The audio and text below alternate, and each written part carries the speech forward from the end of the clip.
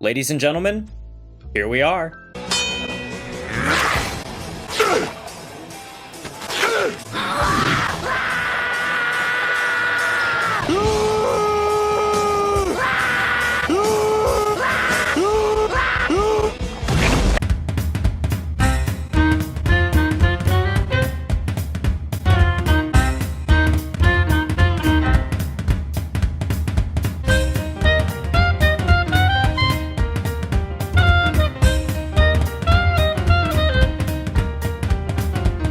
Hi, I'm Corona the Harlequin, and boy oh boy are we in for a video today, because today we will be covering The End in the Death Volume 3.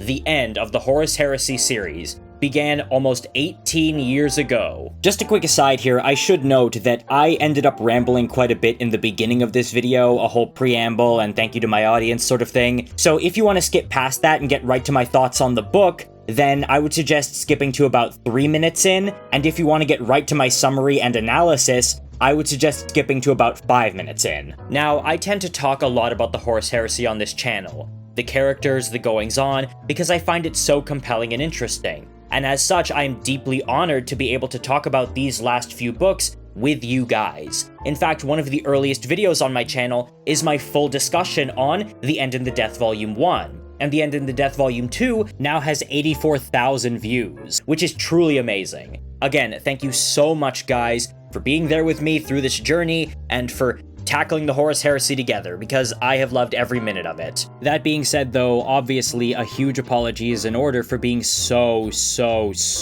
late.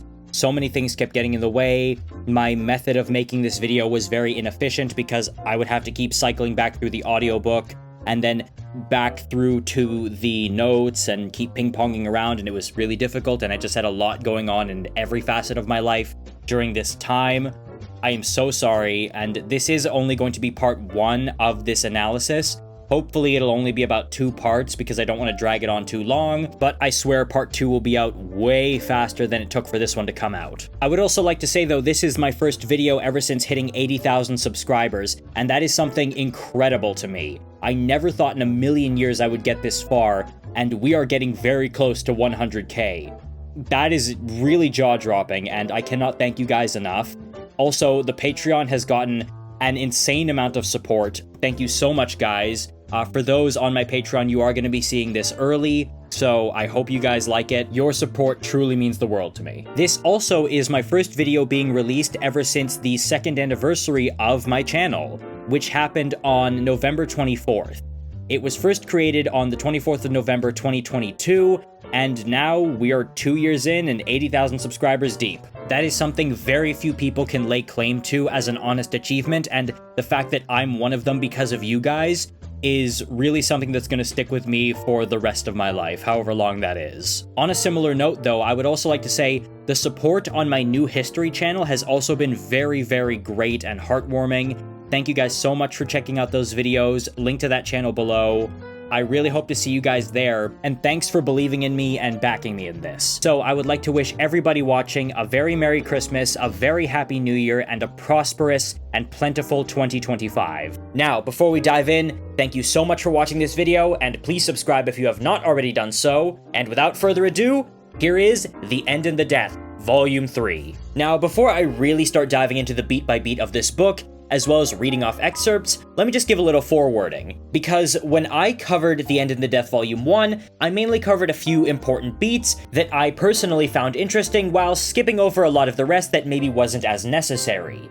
However, in The End in the Death Volume 2, with regard to explaining every single thing that happens in the book, I had been taking notes while reading it the entire time, and that's what I've done again here. However, when I discussed the second book, I didn't really do so chronologically, and instead decided to focus on the minor characters, medium characters, and then the most important characters in that order, because the timeline of things wasn't as important, and the whole book was, generally speaking, pretty disjointed and not that well paced, so I could get away with it. It's the reason why my second video is a large criticism. The third book, however, is much more interconnected and can't really facilitate that sort of narrating, even though I did find it really expedient to do so. So in this instance, the whole review is going to be chronological. And speaking about the interconnectedness of this book, all those storylines we were following throughout the first and second really do come together in this one. However, it's not without its faults and criticisms because some of those storylines just are not that interesting. So even though it's tonally consistent, it's not the most even book in the world. I didn't get the same whiplash I got from part 2 in this book, but again, it wasn't amazing. And it also left a lot more questions than answers. It felt like a lot of those side stories just petered out without a resolution. All in all, I say this one is better than the second book, but maybe not really as strong as the first one, which was a really good book, by the way. I would say that this is probably a middling book in terms of the Siege of Terra. It's not up there with Volume 1 or Saturnine, or in my opinion, The Lost and the Damned, because I personally happen to really like that book, but it seems like a lot of people didn't. Anyway, the first chapter of this book starts on a very interesting note, and one that caught me completely off guard. However, looking back, I probably should have seen it coming because the previous 2 books did also start in a similar way, off of Terra with someone who was not part of the main plot. In the first book, it was an opening narration by Samus. In the second one, it was Eldrad on a craft world with Harlequins. Now here, it's Rabute Gilliman. He's actually on the deck of his ship, only a few hours outside of Terra, with Aenid Thiel. Love him, by the way. If you don't know about the Battle of Kolth, you should. And he has been broadcasting for 8 days the same message, asking for some signal or any kind of information. But nothing's coming through because basically the entirety of Terra, and in fact the whole solar system, is literally encased in a bubble of warp. Basically, according to their readings, the solar system is collapsing on the 4th dimension. Time is broken, and it's just blackness with no future or form. They call it the negation zone, and, concerningly, it is expanding.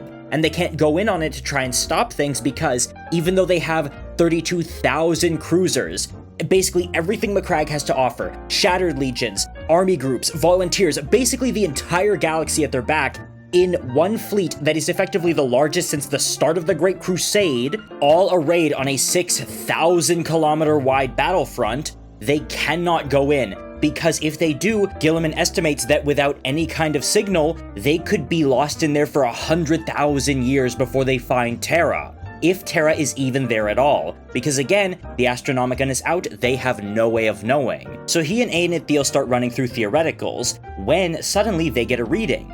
And it's a Gloriana-class battleship. But not just any Gloriana, it's the Vengeful Spirit.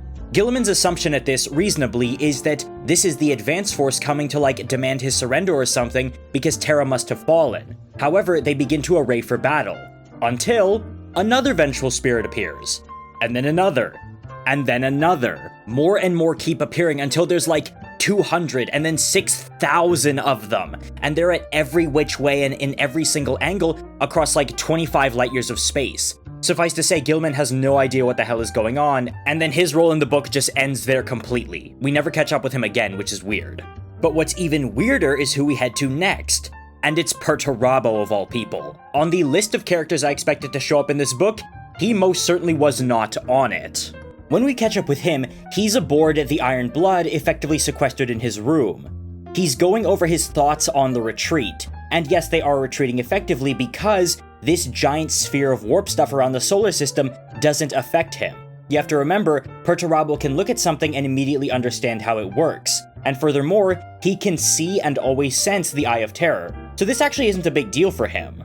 Basically, ever since we left off with him leaving the Siege of Terra in the book Mortis, he's been trashing his room because he's angry about not taking Terra his way. And the reason he explains this is down to hate. Not peevishness or petulance or anything else you could say or reasonably argue about him.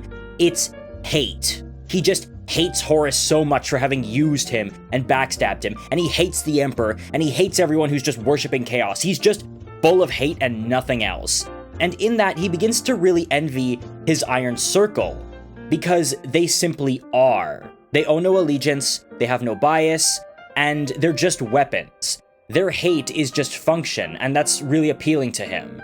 He's tired of everything, his feelings and his flaws and his humanity. He just wants to be done with it. He wants to be a weapon. He understands that, deep down he is one, that's what he was made for, but he's not a perfect weapon in this regard. He looks at things like the Athame daggers, because they just are, and his Iron Circle, because again, they just are. They don't have these needs to them. Because Perturabo acknowledges, yes, he was a weapon, but he was also a son and a brother. And he's angry because he didn't get appreciation, and he was just used, and he wishes he never had a soul, because that's what's holding him back and causing him this pain he feels. And he starts seeking what is implied to be demonhood as the solution to this. And yeah, that's where we get the build-up for why Horus becomes a demon prince of Chaos Undivided. Something people have actually been pissed about for a while. They're saying, oh no, he shouldn't become a demon prince, it doesn't fit his character. It kind of does, in this way. I always thought it kind of did, but now here's sort of the proof positive about why he goes through with it. However, the final reason is because he knows he's gonna have to deal with Horus at some point. He thinks, yeah, I could go back and preempt Horus's retribution of me by just throwing myself at his feet and begging forgiveness, but his hatred of Horus tells him, yeah, there's no way in hell I'm ever gonna do that. I'm gonna have to fight Horus, and I'm gonna kill him, and everyone who supports him. So he resolves to become pure and perfect, and get the power to do so if he quote-unquote can bear the cost, that being demonhood. So that's the reason. He knows he will need that power in order to finally deal with Horus and hold his own, because the last thing anyone said to him before he left was Horus's equerry Argonis, who shouted to him, "You will be hunted," and he said, so be it. So it's really interesting for him to come full circle in that regard. He's seeking power, I think, for more tangible reasons, and for more understandable reasons. We sort of see the growth of his character arc in this scene, which I think is really important for anyone who's deeply interested in Perturabo. And speaking of the Primarchs, the next one is Lorgar, who, as you know, has been banished. Ever since the traitor Primarchs mustered at Ulanor and it was revealed that he was planning to overthrow Horus with the help of Fulgrim, who was under his control, Horus beat the shit out of him and banished him. So he took most of his legion and just declared Horus's endeavor a doomed affair. However, many word-bearers did still stay with Horus. I think it's like a quarter of the legion or something. I don't have an exact figure, but it's quite a lot, because you hear word-bearers get mentioned very often in this book, so it seems like the whole legion is here, but we know for a fact they're not. Now, you might ask, what have Lorgar and his sons been doing all this time? And honestly, they're just chilling. We literally catch up with Lorgar wearing a flower crown, walking through a field on a rural planet called Isum. And the people here are obsessed with divination. And they also worship chaos without really knowing it. And when I say obsessed, I mean it. Anything you can think of. Reading tea leaves, pyromancy, reading smoke, cartomancy, astrology, numerology, palm reading, all of it. And they have been teaching it to Lorgar and the word-bearers. And we catch up with some of his sons who, through palm reading and smoke reading, have found out several things that we know are true, so we do know it works. They have divined Basiliofo's weapon, Vulcan's talisman, the talisman of 7 hammers that will destroy Terra if need be, and the 5 thrones. That being the throne for himself that Horus made, and the thrones for Dorn, Sanguinius, Valdor, and the Emperor respectively. And they also see that one of the thrones is covered in blood and has a dying king on it, nailed in place, too weak to move, supported only by the power of magic. And he also sees the death of Sanguinius. Now, Lorgar interprets that dying king crippled on the throne as being Horus, after a Pyrrhic victory. And he's actually pretty stoked about that, because he reasons that now that he's too weak and too pathetic to follow, I can slide in, overthrow him, and shape the galaxy in the way that the gods want. Now, he says that he has become the disciples of the people of Isum, and they have become his. He's happy, and it seems like he was right about chaos and divination and everything, really. He's also been dreaming about Cyrene, the Blessed Lady. He muses on his exile, and he's been in contact with Erebus, so a lot of thoughts are going through his mind. Furthermore, Erebus tells him he might become an instrument of chaos incarnate.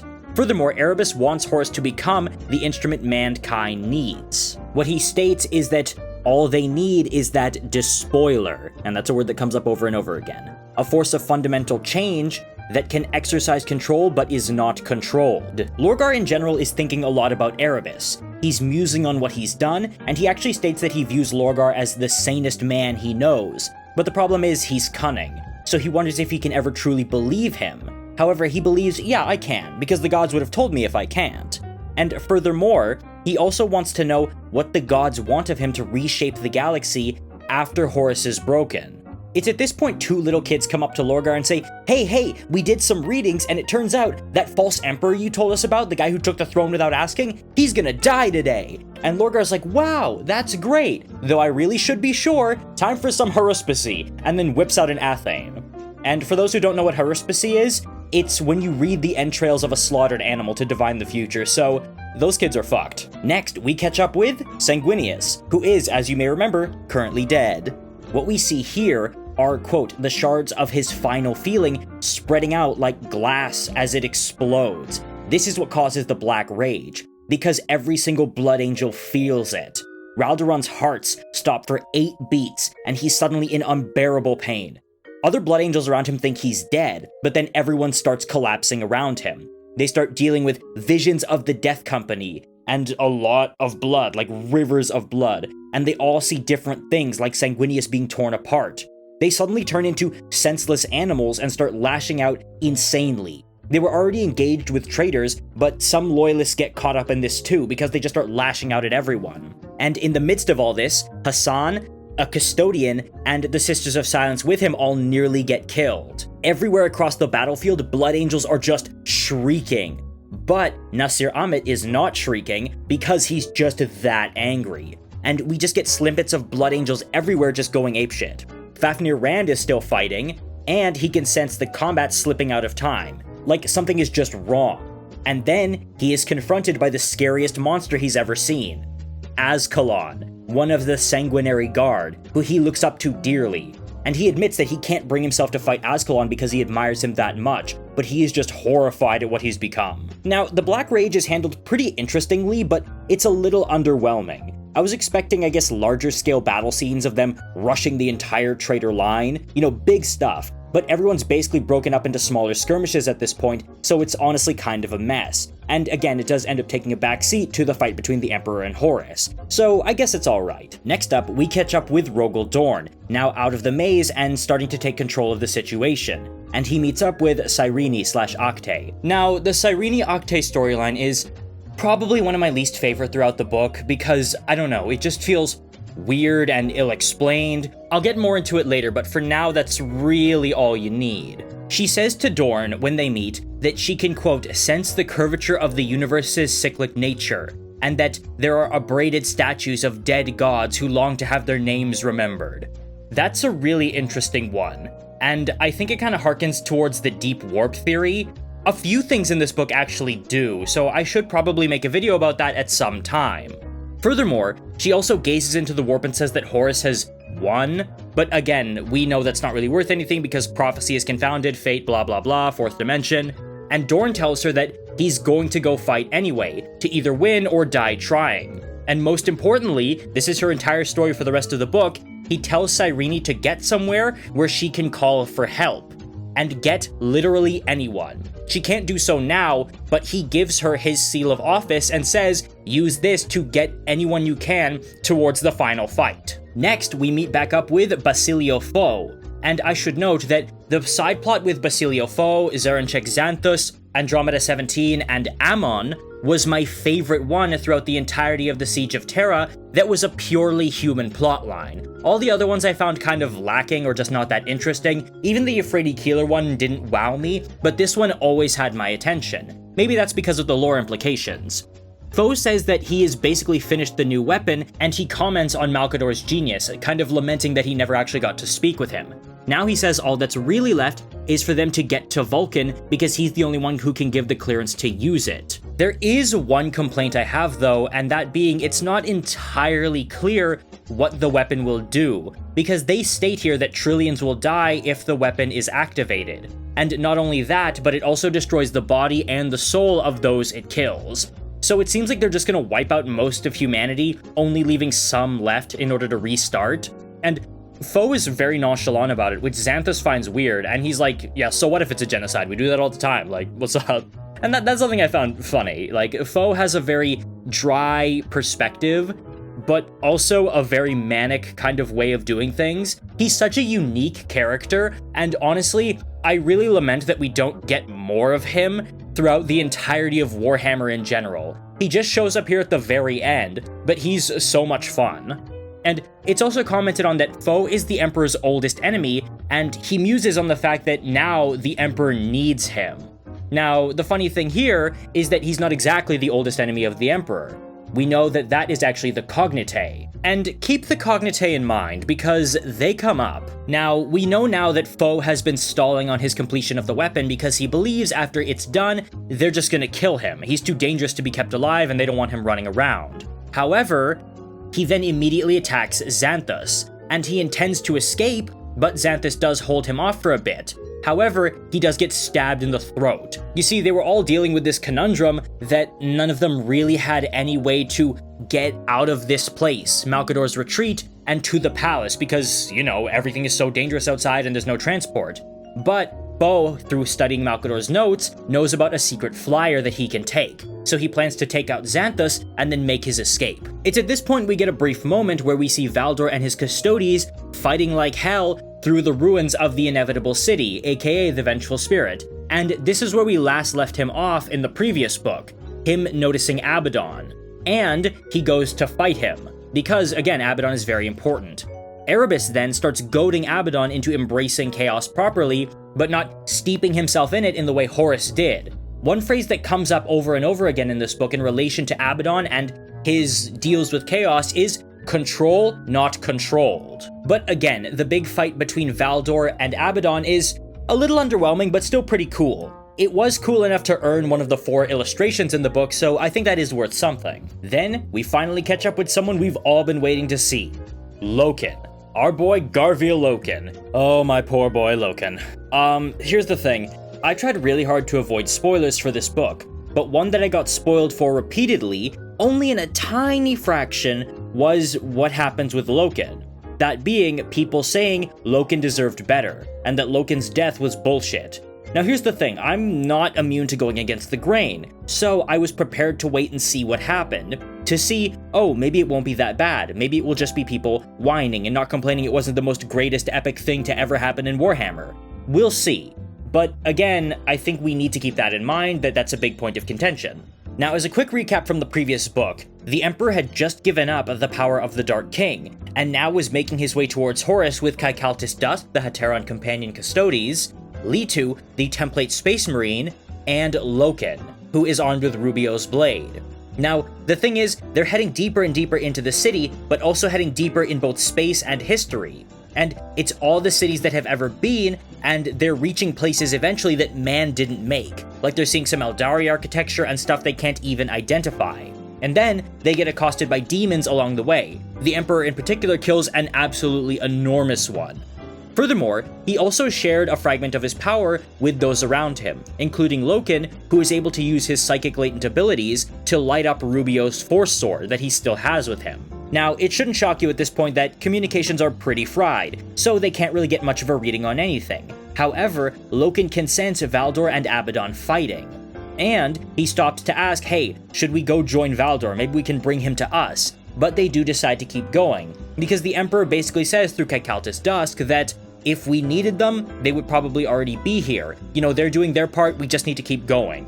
And then they come onto a step pyramid with a giant maw, and it's guarded by over 100 word bearers, who have amongst them Terminators and Dreadnoughts. They take one look at this and think, oh shit, that's a problem, except for Litu, who immediately says, we can take them. I find that hilarious. He just sees a horde of Chaos Space Marines, Terminators, Dreadnoughts, and the first words out of his mouth are, nah, I'd win. And this actually gets a laugh out of Loken, which is stated to be his first genuine laugh in years. This is actually a moment that I really, really like, because not only did it make me realize how much I'd come to like Litu as a character, despite some of the controversy he can inspire, but also how tragic the Horus Heresy really was for those involved.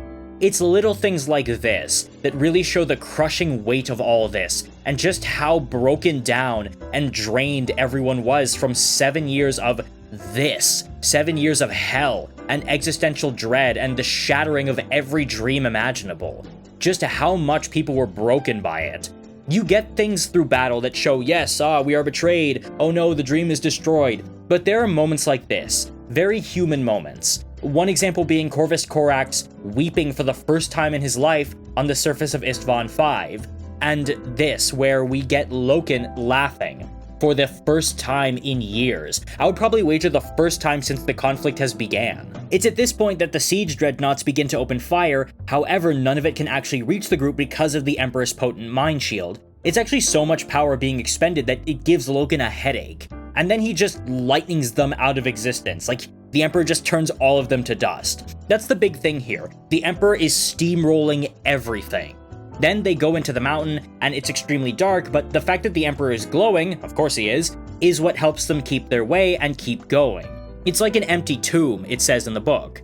And then inside, again, it starts to look like the Vengeful Spirit, but more derelict, rusted, breaking down, that sort of thing. And then they can sense that something has died and lived, that being Sanguinius and Horus. They then come across more and more skulls, and it eventually leads them up to the next level because they have to climb a giant mountain. Then they come to a ravine, which they have to sort of squeeze through, and it gets more and more narrow as they go, to the point where they're basically scraping their way along. So I guess there's just this annoying metal scrape as they keep pushing forward, and then they think, oh, we might have to stop, there's not enough room. And then the Emperor just does the most Looney Tunes thing in the book. He just pushes the sides of the cliff apart. He just spreads it. Now, I know that's probably supposed to be badass, but again, I've literally seen that in Looney Tunes cartoons. It is then that they arrive in the Lupercal Court, and we know that's where they are because Sanguinius is just hanging around, on the wall, pinned in place, like a butterfly, it says. And everyone is awash with grief at seeing so pure and perfect a being brought so low. Except, of course, the Emperor, because as you remember, he purged himself of all grief, empathy, and human emotion, well, not all human emotion, but all the really soft stuff that would prevent him from carrying out this task and then, quote, committing the atrocities he would need to commit in order to bring the Imperium back into line. It is then, at this emotional low point, seeing the angel dead and defiled, that they hear Horus smile. Not see him smile, they hear it. A menacing, dark grin spreading from behind them. An evil presence finally making itself known. When he rejected the promise of godhood, he excised a great deal of his emotional core too. He numbed his feelings so that crimes like this could not be turned into weapons against him. Take him down. Loken and Kaikaltis hurry forward and try to pluck out the black iron nails. Litu looks at the Emperor. Is he here? He asks, apparently unafraid of the Master of Mankind, but terrified of what the answer might be. Yes, Litu. Horus smiles. The cathedral shifts. Loken and Kaikaltis turn. They have dragged the last nail out of the cold stone and colder flesh, and are trying to lower the angel's limp and heavy body to the ground as gently as they can. His blood has smeared them both. They hear the smile. Not the grind and scrape of stone, not the rumble of fractal architecture as it folds and realigns, resetting the obsidian columns and the black Gothic arches, not the creak and squeal of the endlessly ramifying psychotexture as it counter-rotates like a kaleidoscope to create a bigger and more distressing tabernacle of ruin. They hear the smile. They hear the smile of the thing that emerges between the intersection of reforming columns. A demonic abomination in humanoid form, sheathed in infernal plate and bathed in bloodlight. A god monster that steps into the court out of an unfolding flower of black bone. Father, says the smile. And there it is, the beginning of the end, the confrontation we have waited all these years to see. Father and son, face to face at last. Finally, it has begun. And then, right after that, we get John Grammaticus. You know, I'm gonna keep the John Grammaticus complaining to a minimum in this video, except where it's really warranted, because I recently released my full video on John Grammaticus, which has been doing very, very well. I'm glad people are on my side in that regard. So, just to show how jarring this was, let me just play the audio clip here off my phone. Like, I'm just gonna put my phone up to the mic. A god monster that steps into the court out of an unfolding flower of black bone. Father, says the smile. Part 9, Chapter 6. Tide. How far back do we have to go? John asks. The face I made at this, so help me God. Funnily enough, someone showed me that there was a whole Reddit thread about how, after I released my video, the hate for John Grammaticus feels forced, and it's unnecessary, and it's just a meme. Hey, this is why the hate for John Grammaticus, Redditor. I will say though, the good thing about this book is that John is too busy panicking and having a meltdown for the entire time to really be himself. However, what's going on in this chapter is that he and all are leaving a trail of specially tied knots called wolf knots in order to mark out a path that they had already traversed. As a little recap, where we left off John and all from the last book after all their companions had been wiped out, well, aside from one, but we'll get to that later. So here we find them marking out this path because this is the path of knots that they took to get to this place, meet the Emperor who is becoming the Dark King, and stop him. And they were traveling through space and time. So they have to retrace their steps and do so back through the Eternal City, the city that exists outside of space and time that everything is happening in.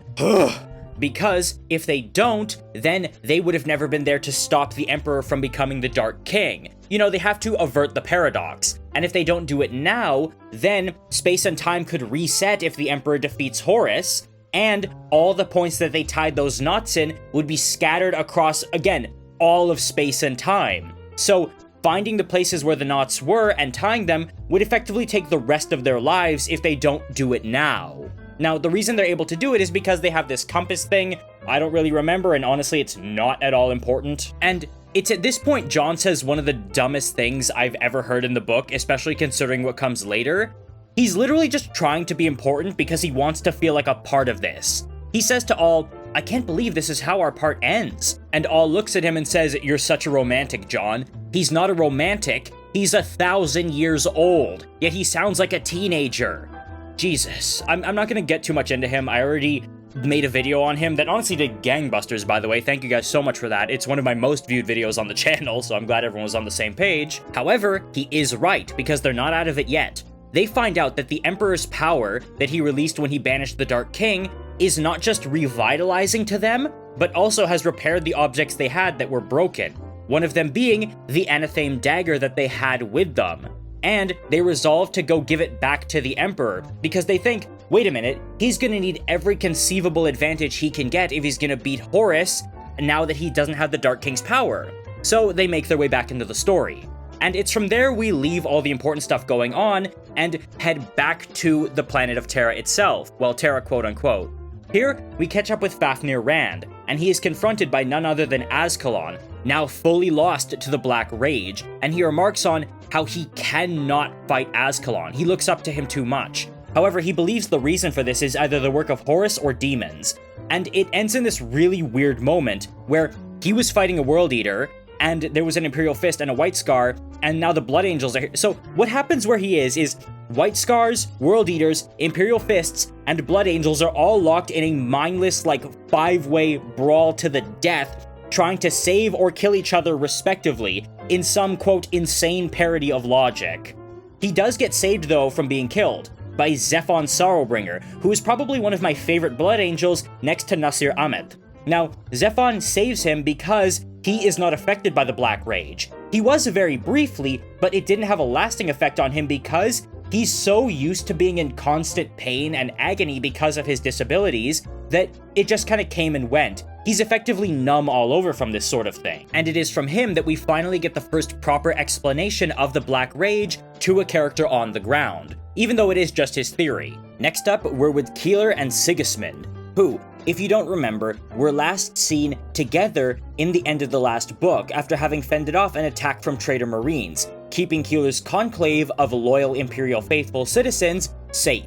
Now, what they're doing is they're being boxed in, and Sigismund is prepping to meet the traitors and die fighting, because realistically there's no way out. They're basically surrounded on all sides by the Death Guard at this point, and again, there's no help coming. However, Keeler and Lord Ji-Meng, the leader of the Astropathic Choir and one of the High Lords of Terra who just so happens to be with them, are reciting passages from the Lectitio Divinitatus while the forces engage. And while Sigismund knows he can't win, he does believe he can hurt them. And if he and his Marines can hurt them, and if the people by their side fighting with them, you know, Sigismund's small personal army, can score enough kills, they just might be able to survive. Now, a lot of what happens early on in the book, with the more periphery human characters and basically everyone else, isn't that interesting, but it does become more relevant later, and again, it's part of the reason why I'm not divvying this video up in the same way I did the last one. However, I will say, it gets a lot more interesting now, because here we return to Horus and the Emperor. And Horus is absolutely underwhelmed, because what he was expecting was the Emperor's fury, or the pleading of an anguished parent or anything, but the Emperor is literally just there staring at him impassively. And here we see the beginnings of something that becomes an overarching theme on Horus's end across the entire fight. That being a whole lot of cope. Because he starts thinking, oh, you know, he's just taking a moment to adjust to what he's seeing because I'm so magnificent. But then he also starts telling himself that the Emperor is actually a lot less than what he seemed to be. He seems small and diminished and not that impressive. Because, you know, that's apparently only natural. As sons grow older, they eclipse their fathers. When you're young, your father is this giant who is never wrong and is all-powerful, but as you get older, you start to see the flaws, as Horus says. He describes how, during those 30, quote, perfect years, that's a term that comes up a few times, that meaning the 30 years in which it was just Horus and the Emperor, he always felt safe and scared in equal measure around the Emperor. He adored him and looked up to him so much, but now that doesn't seem to be the case. The Emperor still looks impressive, but now he's just not all that much. Horus wonders why he was ever afraid of him and why he was so afraid of this confrontation, and still thinks, yeah, the Emperor's probably coming to that realization too. It's why he's not saying anything. Horus actually comes across, throughout this entire fight, to be kind of pathetic and still incredibly childish and misguided. But here we do see the openings as to why Horus felt the way he felt. It was because he wanted to escape the Emperor's shadow and be properly acknowledged. And it is here, after all these years, after everything that has happened, after the destruction of all the Emperor's plans and countless lives lost, and 7 years of brutal civil war that have changed humanity and the galaxy forever, we get the Emperor's first words in front of Horus Lupercal. And those are, "You have killed my son." These words hit like a ton of bricks, but Horus just brushes them off, really, thinking that the Emperor is referring to him having killed Sanguinius, because he believes the Emperor is talking to him. But in reality, he's not. He states that he had offered Sanguinius a place by his side and regretted that he did have to kill him, still talking to the Emperor. The Emperor says it again, "You have killed my son." It's at this Horus starts getting annoyed, thinking, you know, his shock should have worn off by now, and he starts explaining, hey, I offered him a place at my side, and I make the same offer to you because I know you're a supremely rational being. And we get one big thing that becomes incredibly relevant. He says, I am the master of mankind now, but you can rule by my side.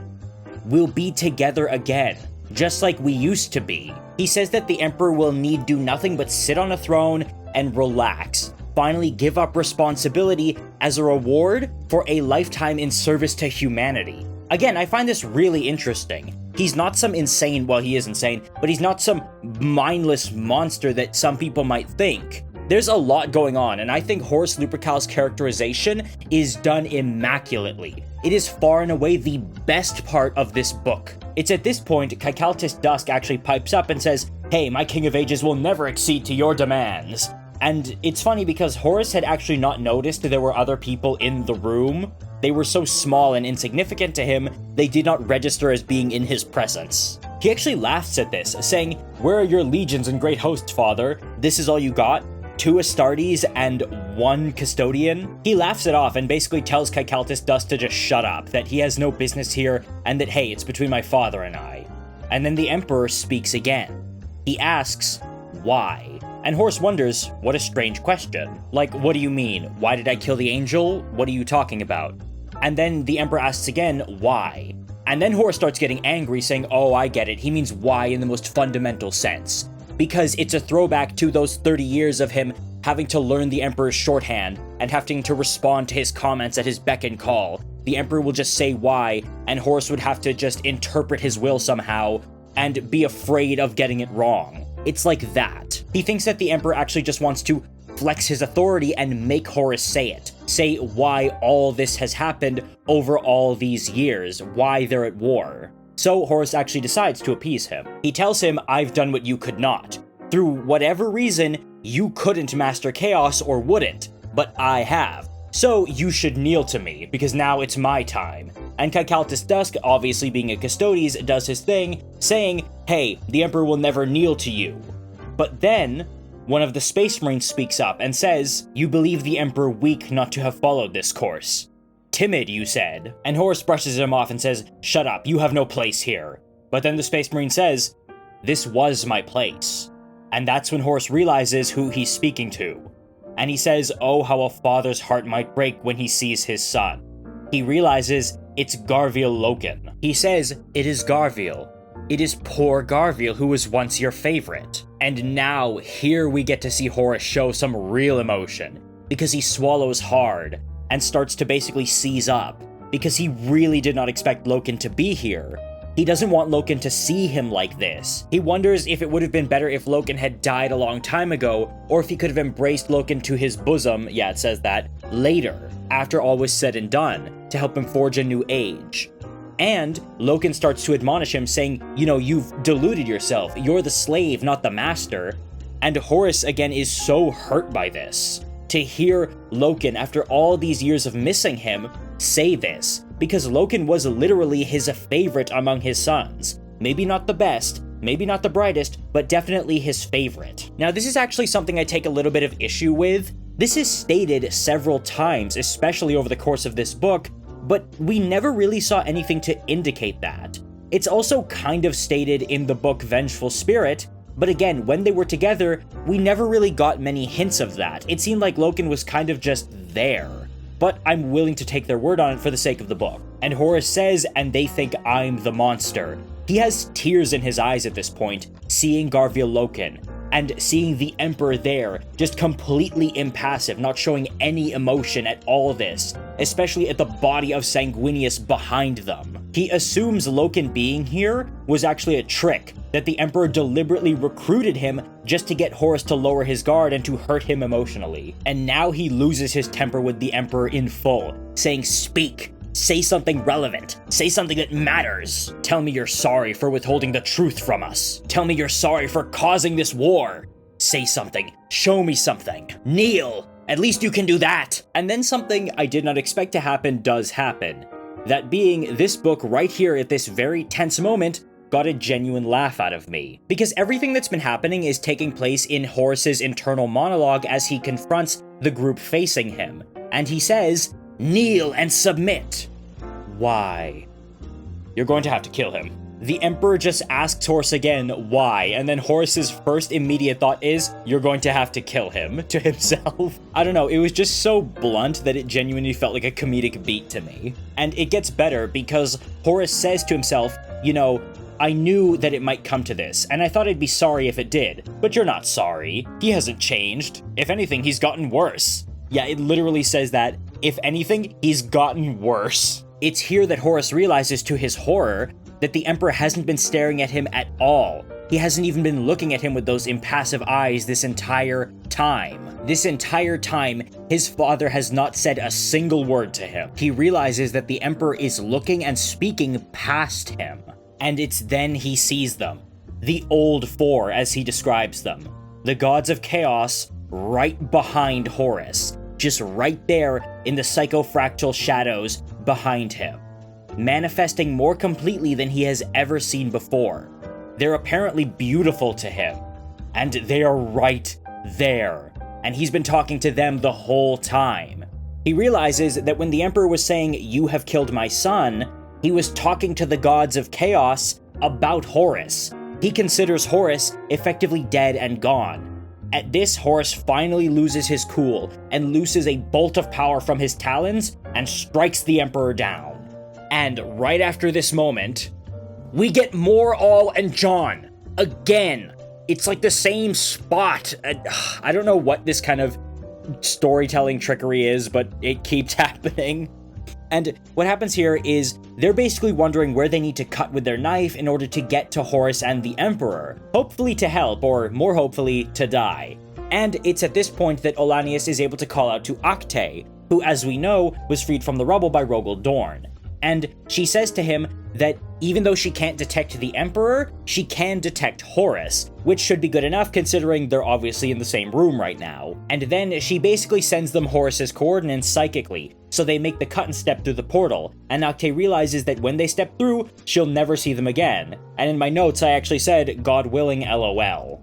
Now, at this point she then looks in her reflection and is surprised by what she sees. And then immediately has to start running from traitor Exertus troops, that being mortal humans fighting in some of the more elite formations of the traitor army. Obviously not Chaos Space Marines, but definitely a lot better than random cultists with guns. Now from here, we swap over to Constantin Valdor and the Justerin, led by Abaddon. And here we actually find something interesting, because Valdor, for his part, is a lot better at sensing the warp because of just how much demon stuff he has absorbed through his spear. For those who don't know, everything Valdor kills with his spear or hurts or cuts, he learns about. And we actually see an instance of this when he injures Abaddon, and one word springs to his mind. That word is despoiler, and he sees visions of effectively the entire long war. However, it doesn't last, because he then flies over an edge, because gravity in the area, for the Custodes at least, has inverted. The Justerin and Abaddon are fine, but the Custodes and Valdor are entirely wrong-footed. And it's because Erebus is on the field, and Valdor recognizes him as the cause of this. Not just the gravity inversion, but of everything. Everything is Erebus's fault. And he says, if I kill no one, I'm gonna kill him. However, and hold your shock, he's not really in a position to do so, because he and his Custodes are being picked off one by one, because they're effectively helpless. And an interesting realization I've just had is that I'm about 1/10 of the way through my notes, and already 40 minutes in. So unless we want a 4-hour video, let's get cracking. Next on the list, we have Sigismund fighting the Death Guard leader, and even though he does kill him, it's not really going very well, because they aren't breaking like he expected them to. So Keeler decides to walk in, and yes, I do mean literally walk into the battle with the entire conclave. She literally says, they can't kill all of us, and this giant horde of God knows how many humans just walks at the Death Guard, and then they just break because they really don't know what the hell to do about that. Just a literal wave of people walking forward. And after this, they end up meeting up with the Dark Angels, those ones specifically who are holding the Astronomicon, trying to get it relit. And that's where they stay for the rest of the book, alongside the Dark Angels. So it was nice to have those storylines just condensed into one. And this is a trend we actually see repeated, because then we go to Octay, whose story in my opinion is probably a little more interesting, even though I don't like her as much as Keeler. Because, yeah, she's fighting against these Exertus troops, you know, kicking ass, taking heads, but the thing is, we find out why she's so nimble and able. It's because she's literally fused with Kat.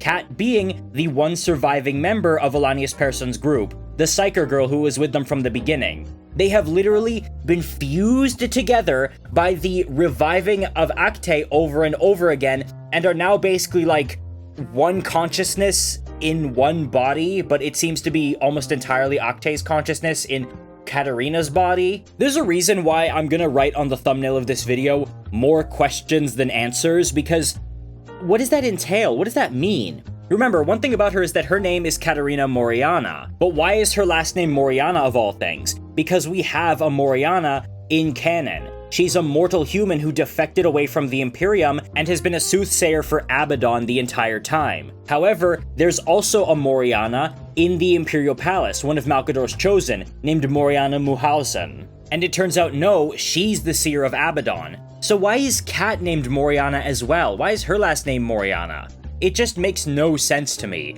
And this weird fusion thing of Octay and Katarina, I don't know.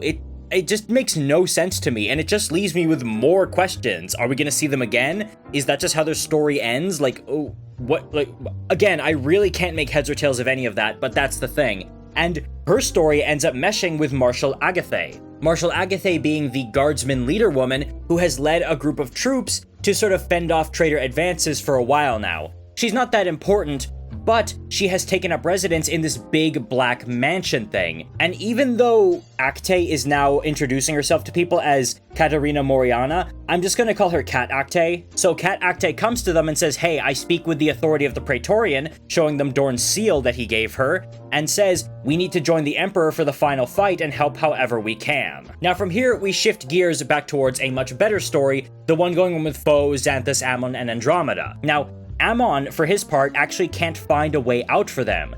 He says that, hey, even if we get out of here, we have no way of getting to the throne room with the completed weapon. So in lieu of proper orders, his real directive is to deploy the weapon as a last resort and set it against all Astartes and Primarchs.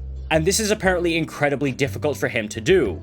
So Andromeda finds Xanthus. However, she finds him barely alive, bleeding out under a table from the severe neck wound that Foe gave him.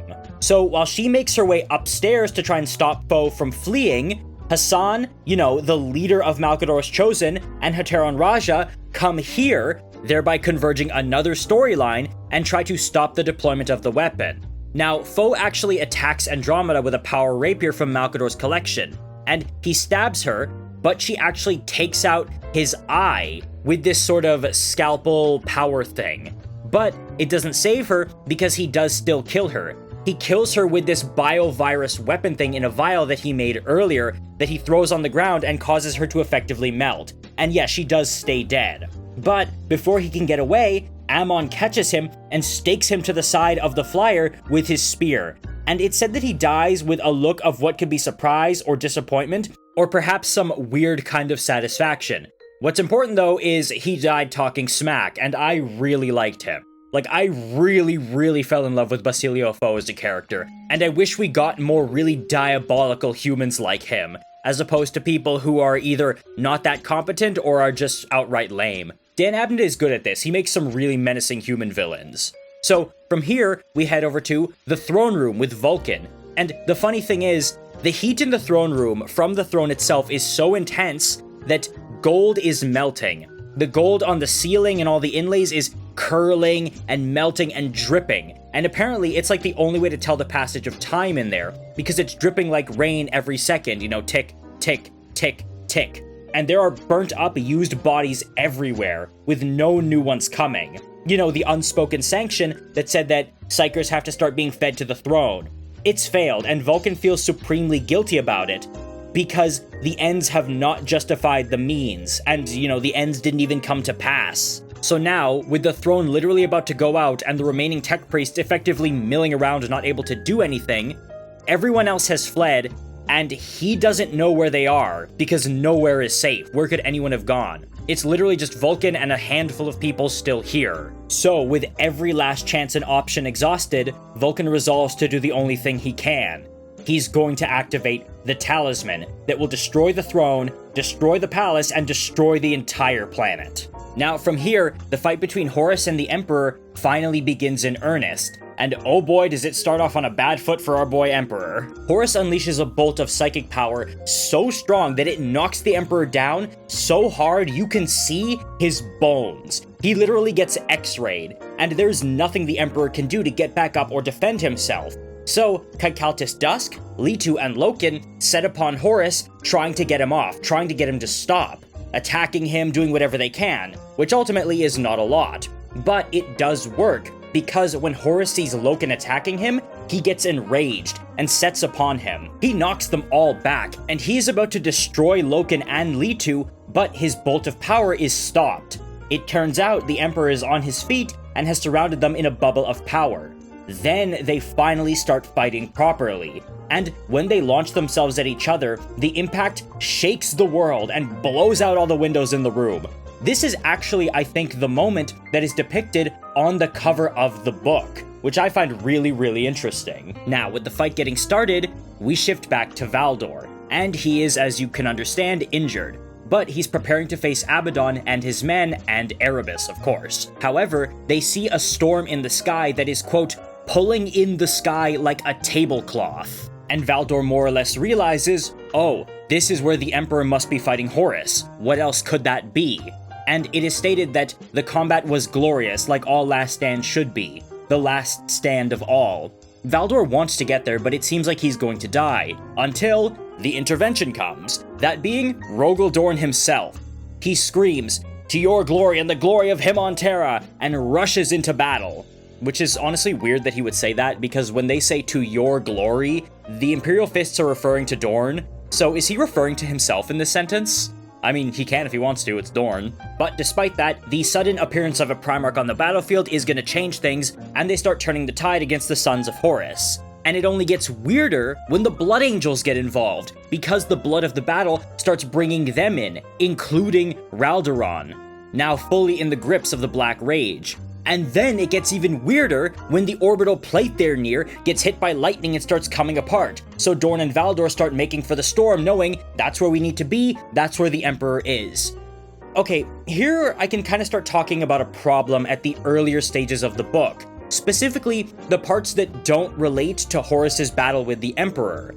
It doesn't make that much sense. Like, I get what's happening, and I get why it's happening, but it's all so much happening at once in such condensed spaces. There's so many elements coming together. And yeah, it does really effectively display just how chaotic this is for the people on the ground, but it doesn't make for particularly amazing reading. It's just kind of, oh, that's a lot of stuff going on. When are we gonna get back to the important thing? Yeah, I get this is important, and it does read pretty well, but again, there's just too much going on here to properly follow or get engaged in, and we ping-pong around so much, it's hard to really invest yourself in any one storyline. And this is something I will very, very rarely say about any book, especially a Warhammer one, but it should have been longer. This book is the shortest out of the three. The other two are both 18.5 hours long, this one is 14 hours and 50 minutes. In my opinion, this book probably should have been near to 20 hours long, because a lot of things feel rushed, like the side storylines, and again, there is a lot of loose threads at the very end of the book that really, really upset me.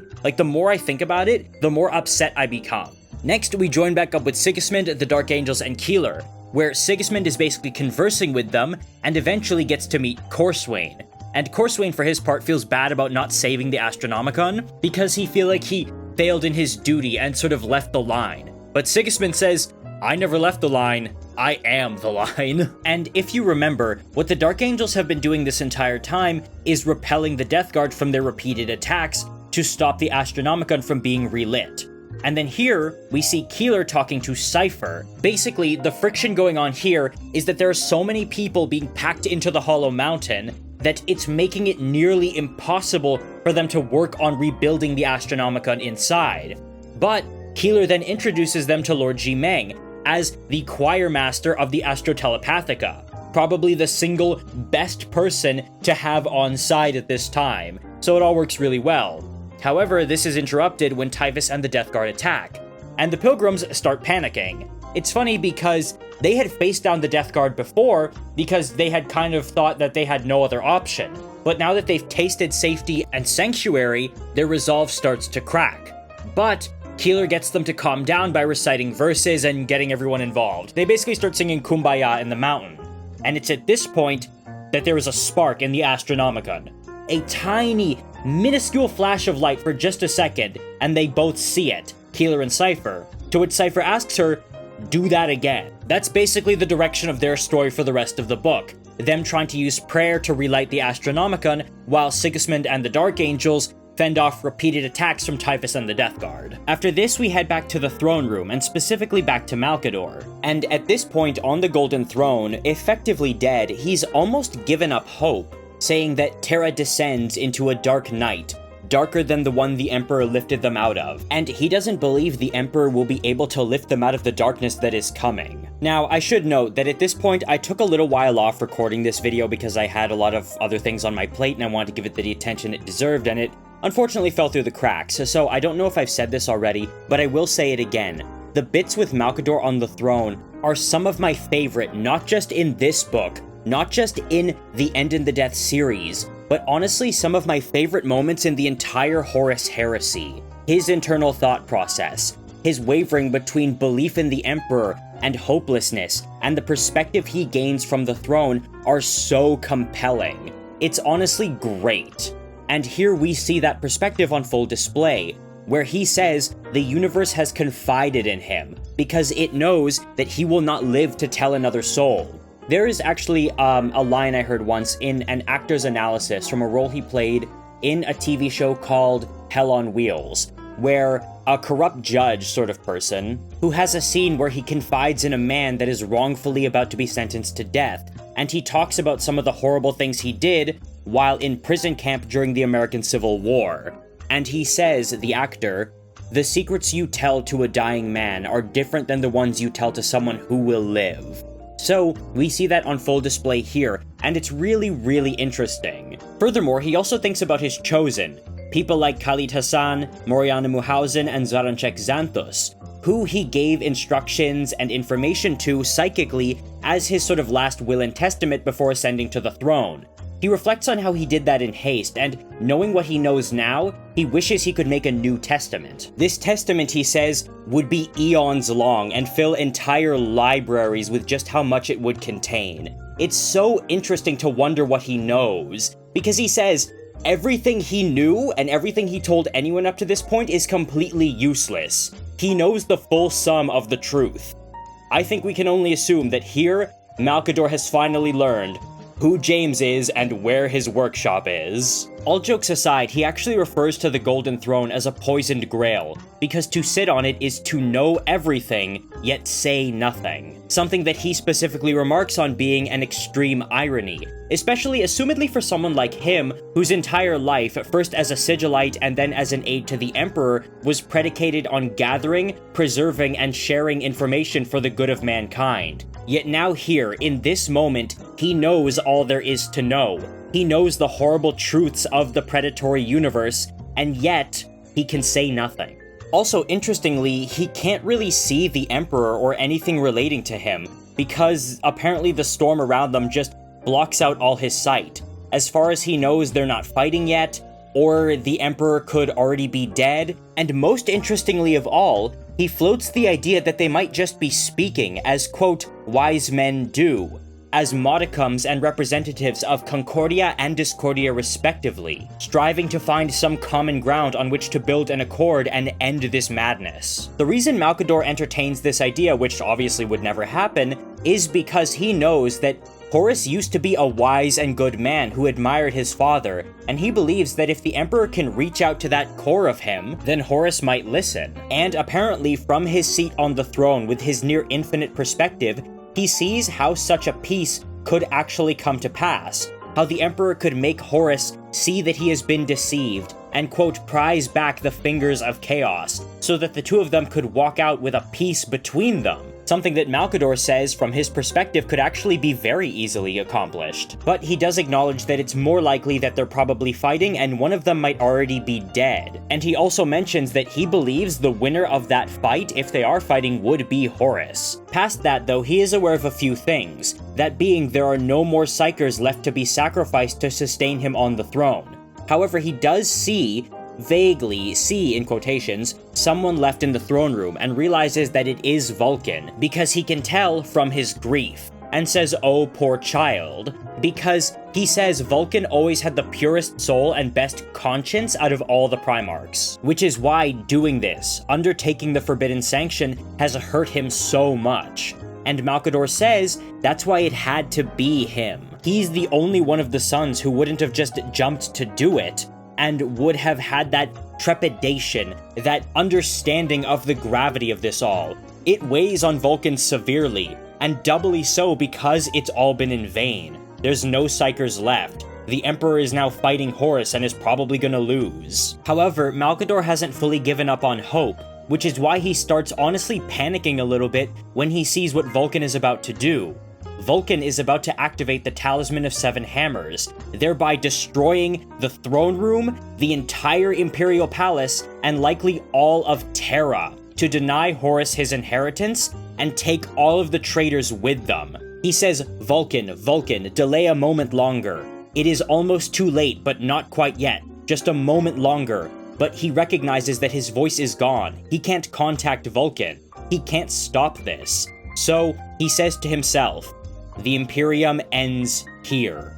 This is honestly what I've always envisioned it would be like to be mentally fully conscious and aware of your surroundings while in a coma and seeing your relatives about to pull the plug on life support. Like your eyes are open so you can see, and you can hear what's happening, but you can't move or respond.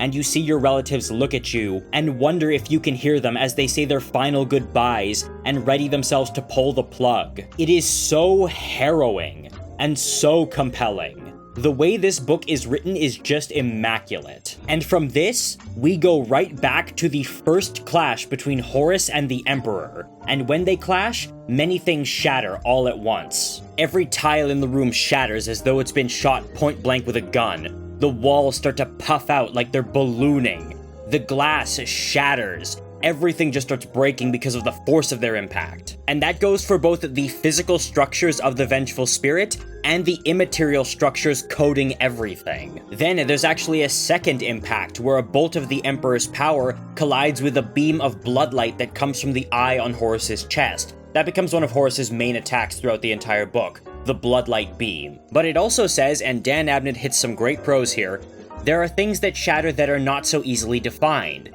That being all bonds of history, blood, and loyalty between these two beings have snapped like taut cables at the moment of impact. This is officially the point of no return. There's no going back. And it says the edifice of family, love, and empire come crashing down around them like a house of cards, but neither of them cares. Mercy, restraint, respect, compassion, love, all of it is just gone. Then it says that in his first found's blood-lit eyes, the Emperor sees all his sins taken apart. All his dreams, plans, permutations, configurations, the painstaking work of millennia upon millennia, all obliterated. However, he says nothing and feels nothing, because if you'll remember in the previous book, he took out that part of his soul which is capable of feeling compassion, empathy, and all other such things, and sent them off into space.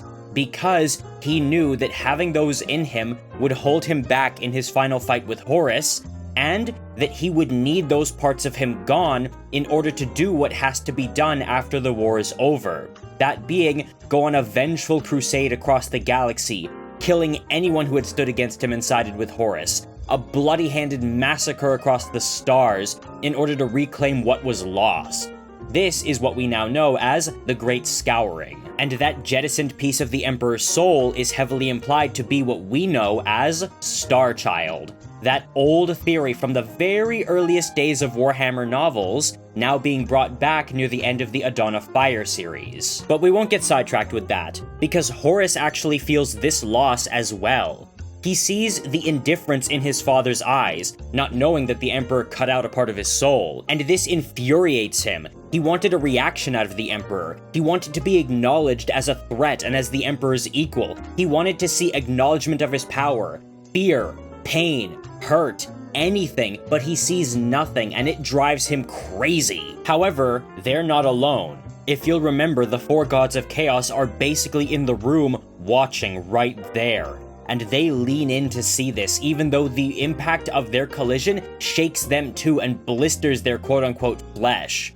But also, Loken, Litu, and Kaikaltis Dusk have no way of bracing for that impact. In fact, it's actually not one impact for them, but several successive impacts as the Emperor and Horus meet over and over again at blinding speed. Basically, if you've ever seen a Dragon Ball Z fight, it's like that, where all the shockwaves hit them so fast and fling them so far, it just feels like one big shockwave. The first one of the three we catch up with is Kaikaltis Dusk, the Heteron companion custodian who has accompanied them to the throne room. And even though he is absolutely the strongest out of the three transhumans in that arena, he absolutely has nothing he can do to help. On one hand, he did lose both his spear and his shield in the impact, but that was not going to help in any case. But he's also dying, because as he's clinging to an obsidian pillar, like a man clinging to a tree trunk in a tidal wave, he sees that his hands are wet with his own blood, and that his armor is effectively all but useless in this scenario. He literally thinks to himself, I am dying, I am dead. But then he sees the Emperor and Horus fighting, and from his perspective, they both look exhausted. They look like they've been fighting for hours or even days, even though they literally just made contact. And then he realizes they're not alone. He sees that in the amphitheater of fate that they are currently in, there is an audience of shadows over 1 trillion strong, and he realizes who they are. They are the lost and the damned, jeering on. The casualties of this war. Basically, every denizen of hell is here watching this unfold, and he realizes that he is one of them. And he kind of reflects on his life here as not just a custodian, but specifically a Heteron companion. He realizes that to wait and watch has been his entire life, just waiting and watching for anything that could threaten the Emperor. And you have to remember, he was the personal bodyguard to the strongest being in the galaxy. So how much did he ever really do? He just stood there, waiting and watching, for the one moment that may never come when his liege lord would need him to protect him. And then he realizes, that moment is now. And then he just does the ballsiest thing anyone in his position could conceivably do. He takes one look at these 2 men who gods are afraid of, fighting, and says, screw it, I'm going in. So he gathers up his spear and starts heading towards the battle.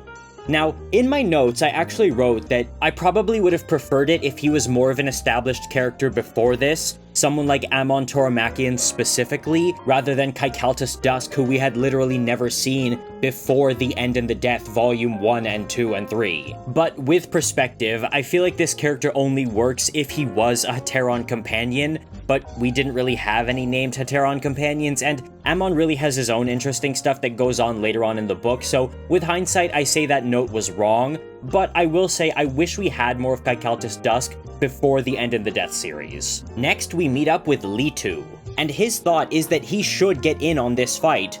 Me personally, I wouldn't even touch that, but hey man, go all in, I believe in you. However, this isn't really loyalty to the Emperor that's driving him. It's because 1, he made a promise to his mistress Erda that he would stand by the Emperor and help him however he could.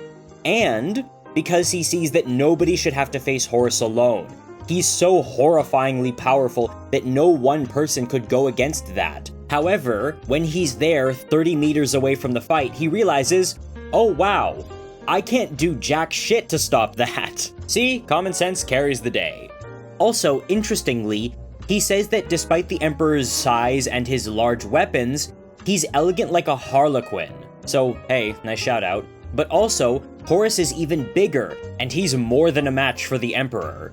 Litu realizes here that all the stories he's heard about Horus were not exaggerations. Every stroke of Horus's weapon, every movement, is a dozen thoughts in advance. They're a motion blur in front of him, and there's just this constant wave of concussion coming from them. It's impossible for him to even physically get close to them. So he just sees himself as this lone observer in a show that he wandered in on. Like if you wander into an abandoned theater and see the 2 greatest dancers ever just going at it, and you're just in awe but unable to do anything. And this makes him so angry that he's just completely helpless in this situation. Furthermore, he doesn't even know if Loken and Kaikaltus Dusk are alive. He can't even see them. But he does notice 2 other things. That being the fact that the Lupercal court now appears almost entirely physical. It's just the derelict ruins of the Vengeful Spirit. And he surmises that this is because this fight is taking so much of Horus's attention and energy that it's almost an entirely physical battle. There's no psychic powers being thrown around, because he just can't spare the energy, and as such he can't hold up the court anymore. And secondly, he notices the body of Sanguinius lying dead on the floor. That's something he can actually engage with, so he runs up to the body and basically touches his neck. And he realizes that Sanguinius is not just dead, but worse than dead. His soul is obliterated. Not just life ended, but as if there was never any life in there to begin with. Which actually raises some really weird questions considering the fact that we have seen the spirit of Sanguinius in the 41st millennium, through the eyes of Dante, because Dante has visions of Sanguinius speaking to him as he lays dying and telling him that he can't die just yet. We all know about that, but it's said here that Sanguinius' soul has been effectively erased from existence. But we've seen it, so like, what's going on there? There feels to be a little bit of a disconnect. But he also resolves to defend Sanguinius' body because the Neverborn starts scuttering towards it, trying to devour it, and that's just not something he's gonna let happen. So he starts swinging his sword wildly, fending off all the Neverborn left, right, and center as best as he can, but there are so many of them and they're starting to get in, and that's when he realizes, uh-oh, I might get eaten too, defending a dead body. And then we get to Garviel Loken, who wakes up alone. He doesn't know where he is, because he's not in the court. He's somewhere empty and vacant. That's when he realizes that he's actually in the throne room, or more specifically, what's left of it. The sky is dark, the throne is empty, and he sees fire. And that fire is actually a burning man sitting on a small wooden throne marked with sigils. Just behind this small wooden throne is a molten lake of gold, and he sees after images of shadows like after an atomic bomb. You know how an atomic bomb will basically scorch the shadow of whoever was caught in the blast radius past a certain point, and you can actually still see those shadows to this day in Japan? It's those. That's what he sees. And he realizes that he's actually in Horus's dream, and that this is nothing compared to what Samus showed him. However, it doesn't bother him that much, even though it is a disturbing sight, because apparently nothing can hurt him more than the vision Samus showed him in the previous book. So to him, it's just a ruse. After this, he sort of starts to get his confidence back and his certainty increases. The Emperor put his power in Loken to act as his instrument, and by God, that's what he intends to do. And he also suspects that that figure on the throne is actually Malkador, which, yeah, does make sense. He can feel the Emperor's power from here, though, so he knows the Emperor is still alive. So he resolves to do something about it. And he reasons that the Emperor and Horus are fighting basically 100 types of duels all at once. And he can feel this because he can hear the sounds of battle. To him, it sounds like the thunder of distant giants fighting. But he can also hear their minds. The Emperor is a single high note, while Horus is a deep drone. And he can see a dent and a crack appear on the wall chambers, kind of like the impact of their fighting. After that, he starts to, focus. Then he can start to kinda see their shadows. And the shadows kind of feel like ancient cave art. Kind of like Dorn's maze maps from the previous book, where he would make maps on the wall maze that he was trapped in. Very crude ones to stop himself from going insane and giving in to Khorne, who had trapped him in a desert scape with nothing but walls. Loken even says, "These are weapons they're carrying, this is the path the sword will take, this flank here," things like that. This being a direct callback to exactly what Dorn was saying to himself when he was lost in those mazes, which I thought was really interesting. And he realizes that it's sympathetic magic. The shadows are the after image of the fight appearing on the stone as ripples, the echoes of the future being made present. Whatever any of it is though, he knows that his gene-coded loyalty is driving him on to stand by the Emperor, and he reasons that the Emperor is the shield and protector of humanity, but what is his shield? Us. We are. It is reciprocal. We are souls bound together. We are together as one, or we are nothing.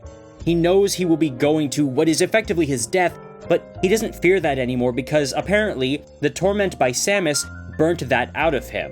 And here in my notes, it literally says in all caps, "Stop trying to make Samus a thing." I saw a meme actually, it was like Samus's head over like the Giga Chad body, and it says, "Show up in a random Horus Heresy novel, say your 2-paragraph long catchphrase, refuse to elaborate, die immediately."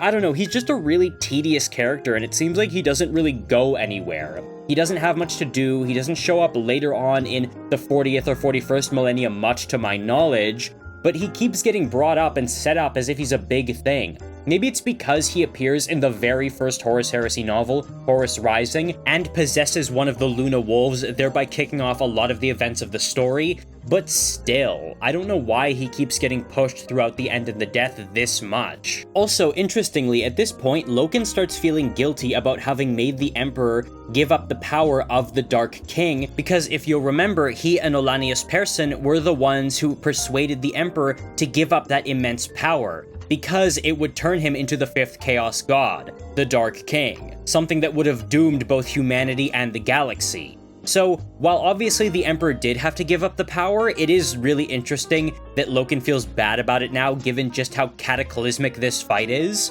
but he knows he has to find a way back to the battle. So what he does is, he starts following the shadows and their sounds through broken silver doors and past the bodies of all these custodes, and he walks out onto a blackened stone apocalyptic wasteland, realizing that ruin has claimed Terra whole. So, he sets off to pursue the shadows, but before he does any of that, he looks at the burning figure on the wooden throne and says, "You chose me. Was it you, or were you merely doing your master's bidding? Was I chosen because of the part I played in this history of violence?" And he realizes that the reason he was chosen was because of how hurt Horus was to see him standing beside the Emperor. It was such an interesting line to hear Horus's menacing dialogue, interrupted with the line, "Oh, how a father's heart will break to see a son again." After this, we meet back up with Horus and the Emperor, and once again, we are back to Horus's perspective, where he comments on how it's only right that the world should shake when a father and a son clash, because this is the culmination of his everlasting day of days. This is the culmination of everything. He's got a lot of really interesting personal analysis both here and just throughout the book in general. I know I said Malkador's moments on the throne are some of my favorites, but honestly, now that I think about it, I think the thoughts from Horus's perspective, his introspection and pontification on all of this, I like even more. I would say that might be my favorite thing in this book and even the entire heresy. It was such a great writing choice to make Horus very introspective, very intelligent, still very mentally keen, as opposed to just being degraded and frantic as many lesser authors would have. He thinks to himself how the Emperor must die, it is a given, and Horus is the only one who can and should be the one to do this. In fact, he made a boast about it to his sons. The Emperor must die became their war cry and all of that. But he also comments on how, as his son, he undertakes this deed with regret, because a son should not have to kill his father. And he had hoped this entire time that his father would see that he was right, that the path he was on was one he could not and should not be turned away from, that it was a sublime path. He hoped that the Emperor would submit to him and see reason, in the same way that he had hoped Sanguinius would. And then he says, "And indeed, this is a mark of your maturity and restraint. You would have embraced him, openly and unconditionally, and offered him a place as a part of the new order you were trying to forge. A place of high honor. You had a throne waiting for him. But he didn't submit. He didn't surrender. And what's worse, he considered you a lost cause. He didn't even bother to decline your offer." It's then at that point that Horus uses a maneuver on the Emperor that the Emperor had taught him during those 30 years when it was just Horus and the Emperor, before they found Leman Russ and then the other Primarchs. And he hopes that the Emperor will notice that, acknowledge that somehow, that little jab at him. But again, he doesn't, and this enrages Horus. The reason for that is because, as previously stated, a huge part of Horus's internal monologue is him wanting to be acknowledged and recognized. This is honestly how I would imagine a fight between God and Satan would go in some ways. Not to offend anyone, of course, but still. He wants to force the Emperor to acknowledge him, and he says in the book, he wants to force the Emperor to acknowledge his own sins, and to acknowledge the fact that Horus is his superior, and has accomplished more than him in his brief centuries than the Emperor did in what was effectively an eternity. Here's the thing. Even though these lines are delivered very subtly, in a very muted and proper manner, as Jonathan Keeble is wont to do, there is an incredible level of emotional intensity as Horus confronts all his feelings and lays everything bare, not to the Emperor but to himself, and that's something that's really hard to do, especially when it comes to this child-parent dynamic. Back though to the fight, the Emperor pulls a trick on Horus that Horus was familiar with and has seen him do in real time.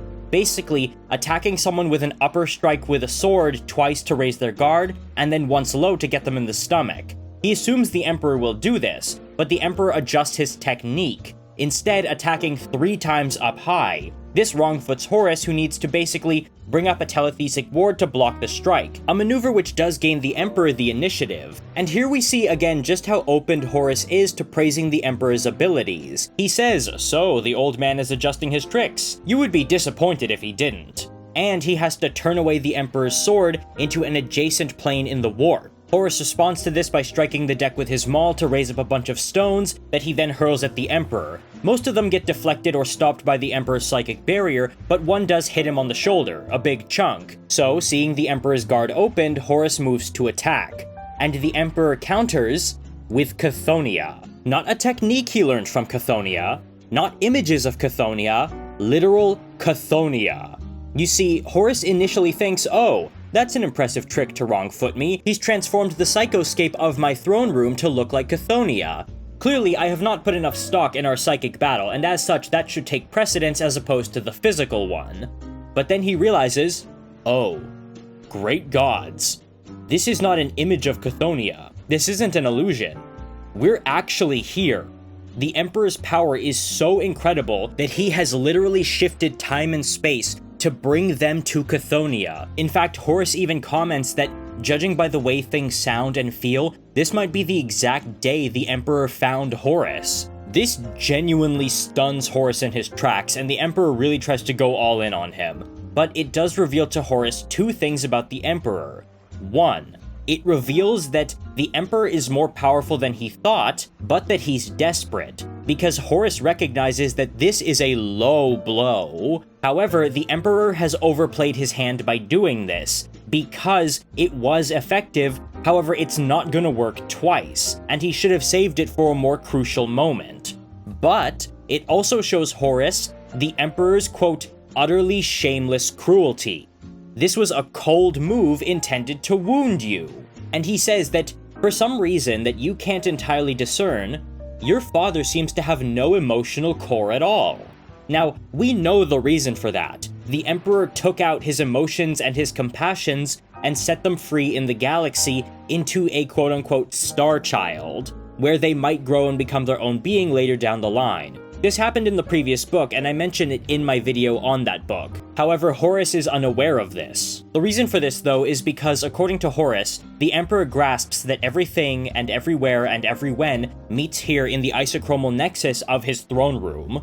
A lot of really big $2 words getting thrown around here, but I think it's really cool, and it does suit Horus as a character to say such things. And he also says here, it's not your father's power, it's what he does with it. And that's a phrase that has come up before in the book and comes up over and over and over again all the way up until the very end. With slight variations, of course. It's not your father's power, it's what he does with it. It's not your father's power, it's how he uses it. It's not your father's power, it's how he steals it. Things like that. And things like this, in Dan Abnett's writing style, really show his chops as sort of a wordsmith and a real teller of tales, because it creates this repetition that almost makes everything feel like a play, like inevitable, as if everything is planned out, because in reality, we know it is. Not just because, oh, nature of chaos and fate and all that blah blah blah, because we know the ending. And him using literary devices such as repetition hammers that home to us. We know how this ends, and how it's being built up really does matter in regards to keeping us engaged. And it's honestly part of the reason why I think Black Library books are not really acknowledged for how great literarily they are. Don't get me wrong, there are some stinkers in the pile, but this is not one of them. Back on track though, there is actually a third thing that comes up, and it's not explicitly stated, but really gleaned if you're paying attention. And it's the fact that Horus has an insane amount of cognitive dissonance, and that's because he is initially very shocked by this, and you can tell that he's hurt. He says, "This is a low blow, father. You have no emotional core." His utterly shameless cruelty. It's clear that he's hurt by this, and Jonathan Keeble's great delivery really nails that home. But right after that, he starts saying things like, "Yes, it's very interesting because this shows how far I've come, because it's amusing that he thinks that this would even hurt me at all." And he says this with perfect assurity, as if he wasn't dumbfounded just a minute ago. What's really interesting, however, is the fact that they start going tit for tat with this. Horus counters by bringing them both to the Himalayan mountains on Terra before the Emperor had them leveled to build the Imperial Palace, in order to show him his hubris. Look at what you've destroyed, and look how it's all gonna mean nothing. But he doesn't waver, it doesn't affect him. And the Emperor brings them to Istvan V. But now, it's the Emperor who has misjudged, because this doesn't affect Horus either. Horus views what happened at Istvan V as the Emperor's fault. So, Horus brings them to Molech, which was a true betrayal, because in Horus's mind, he is extremely bitter about the Emperor never telling him about the gods, or the power of chaos. And, in my opinion, this is probably the Emperor's single greatest failing, even though you could argue that it had to happen. Both Malkador and Kirill Sinderman disagree with the Emperor's decision. with Malkador having continually argued with him about this, and Cinderman saying after he learns the full truth, "He should have prepared us. The Emperor should have told us what was out there so we could know what was coming and why he does the things he does, instead of just having to fill in the gaps ourselves and take it on blind faith."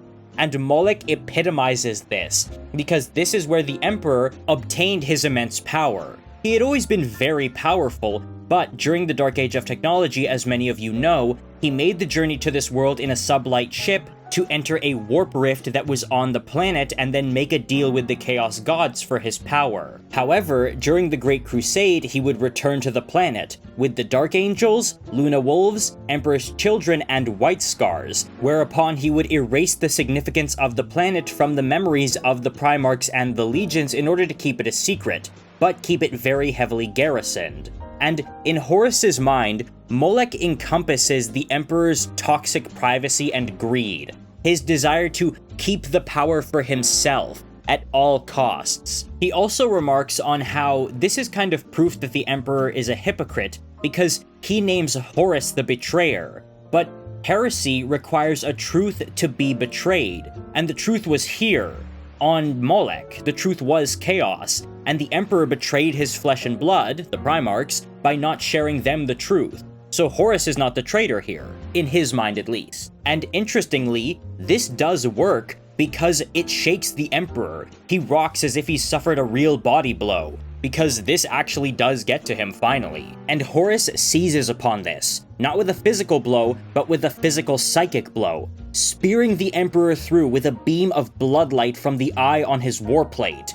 It punctures him through and, according to the book, amputates 900 years of his life, and the Emperor keeps bleeding years. Not blood, but years. I don't know if it's years remaining on his life, or years from his past that are bleeding away. It's very interesting, but it's a little bit ill-defined how the Emperor is being injured, because this analogy comes up over and over again. Bleeding years, a set number of years every time. Is he bleeding away his soul? Is he being removed from the past somehow? It's hard to tell, especially since Horus comments on the fact that if he had spilled so much years, he would be dead, because, spoiler alert, the Emperor's not dead, but you obviously knew that. And the Emperor can spill these many years and keep going. But is this a play on the fact that Horus's time is limited, as we know, or the fact that Horus just hasn't lived as long? But I'll tell you something though, I'm glad it's not clear. I'm glad it's left ambiguous and hard to understand, because as readers, this is supposed to be difficult for us to comprehend and understand. It's so beyond anything that could ever compare to the mortal scope that obviously we just wouldn't be able to wrap our head around all of it. So bits like this, which seems so trivial and casual to Horus to just say, oh yeah, he's bleeding away centuries upon centuries, but still leave us scratching our heads to a degree, really helps sell this as something beyond scope. So the Emperor is bleeding years in some form, not blood. However, it is working, and Horus isn't done, because he lets loose with a ton of lightning from his claw and destroys the Emperor. Literally destroys him. He explodes into white ash. And Horus is kind of stunned and says, no, it can't be that easy. So he unfurls his mind sight and sees that there are more duels that are still being fought across the places they've been. Back on Istvan, back in the Himalayas, all of them. Everywhere they went, they remained and kept fighting their own fights. And they're fighting basically everywhere and every when. And on some places like in Cadia, Horus is winning, but on others like Tisca, the Emperor is winning. Because in reality, they're still fighting in the throne room, yet also fighting these small micro-psychic battles everywhere in the universe. He also realizes that the Emperor hasn't been beaten on Moloch, where he currently is. He's bleeding out his years, which he sacrificed to cover his escape. So naturally, Horus pursues him through yet new places and new times, through New Byzantium from the Pan-Pacific before annexation, through Calth to Talarn, to pre-strife Albia, which we know is Great Britain, then Crusade-era Davin, we all know what happened there, and then to a Selenar temple on Luna. And it's here where the Emperor makes his counterattack, striking Horus from behind hard. At this point, the fight changes. The Emperor is back on his feet and is beating Horus back pretty significantly. And interestingly, they even have a DBZ-style beam struggle, where Horus shoots bloodlight from the eye on his chest, and the Emperor shoots mind fire from his literal eyes. So the beams meet in the middle, and then eventually explode when it gets too powerful, pushing them both back. I'm sorry, I just thought that was really cool because I used to play a lot of Budokai Tenkaichi 3 back in high school, so that appealed to me personally a lot. Another cool thing is the fact that the Emperor comes at Horus with a flurry of sword strikes so swift and elegant that Horus believes he could have only been taught these maneuvers by an Eldari autarch. So, in order to evade this new assault, Horus needs to start really delving into warpcrafty, interdimensional stuff to make proper evasions. The first thing he does is concoct an occulting aegis and dodge through the, quote, 12th intersection of the immaterial, weaving through thorn trees in the malnourished light to outflank him. But the Emperor sees him coming through his peripheral sight, and takes guard across the 66th oblique, where the skull-colored moon never sets, whilst carving some radiant sigil in the air with his claws, and then propelling it at him, along the Vale of Creatures, where barking demented things writhe around Horus. This sigil was a decoy, and Horus sneers that it was just sigilite magic, and that the sigilites, like Malkador, were only ever dabblers. Horus seems to hold this disdain for sigilite magic, and that comes up again over and over in this book. But it was a decoy, and the Emperor actually used it to get in close and hit him with a massive lightning blast from his claw at close range. Then he tries to deliver a killing stroke from above, the same one Sanguinius tried to do, and it didn't work out for him. This is actually apparently a way to taunt Horus, by showing him the tricks he showed his other sons that he never showed him. Horus is though able to evade, and needing to find a better place to make a stand, drops into another adjacent level of the Immaterium. So he crosses the Keening Gulf of Lament, leaping along the long narrow bridge of living flesh that throbs with feeble neuroplasticity, and spans a bottomless aeonic pit. However, the Emperor has followed him, across the intersecting dimensions of the brazen screaming steps of the Bastion Stair in the realm of the Red. So Horus, in his attempts to escape, tries to ascend the steps and avoid the Mists of Unreason, and then cross the Black Plateau of the Blizzard of Forgetting. However, Horus can't shake him, stating that the Emperor, quote, has his scent. And he also comments that the Emperor is high below him, a bloodstained magician transfixing him with his baleful eye, so that no pleat of reality could conceal him. So Horus tries to engage the Emperor, and actually manages to destroy him with Worldbreaker, but as you can expect, it was another fate. Whereupon Horus sees that the real Emperor was not high below him, but was in fact deep above him, and is now closing fast. So Horus tries to dodge away into the Crook of Shadows, that, quote, dingy slanted subdimension where nothing is upright and everything is corners. But the Emperor is still pursuing him. And that's because he is a loping wolf and has assumed a lycanthropic aspect, with his sword now an executioner's axe and Winter following behind him like a giant pelt. Leman Russ. He has effectively become what you would imagine a Demon Prince version of Leman Russ would look like. Okay, I may be getting a little ahead of myself when I say Demon Leman Russ, but I guess this is how Leman Russ's aspect would look in the warp itself. Like, if Russ could, I don't know, do what it is Conrad Kurz does, like Kurz with his crow-raven aspect. Again, it is ill-defined, but that is, as we know, the point. To keep the Emperor's nature and the true nature of the Primarchs somewhat vague, but still show that very clear warp connection. And speaking of the warp, all those names I've been throwing out, Realm of the Red, the Blizzard of Forgetting, these are, to my mind, all locations within the warp. In the same way we usually think of, perhaps not the Garden of Nurgle or the Library of Tzeentch, but more so non-aligned locations in the warp like the Forge of Souls. This is something that when I read it immediately captured my attention and my imagination, because this is more of the warp than we have ever seen, and I think we will ever see again. I think it's so compelling to hear all these named locations and be left to just wonder about how they came to be. What things have happened there? What is their purpose? Do they only exist for this instance and will cease to exist after the fight is over because of the way the warp is being affected by everything? Or have they always been and will always be? There's just so much we don't know, and I think it's so interesting to do this thing that 40k does in general, where it will dangle these wide, giant mysteries in front of you, but not give you time to focus on them because there's something more pressing.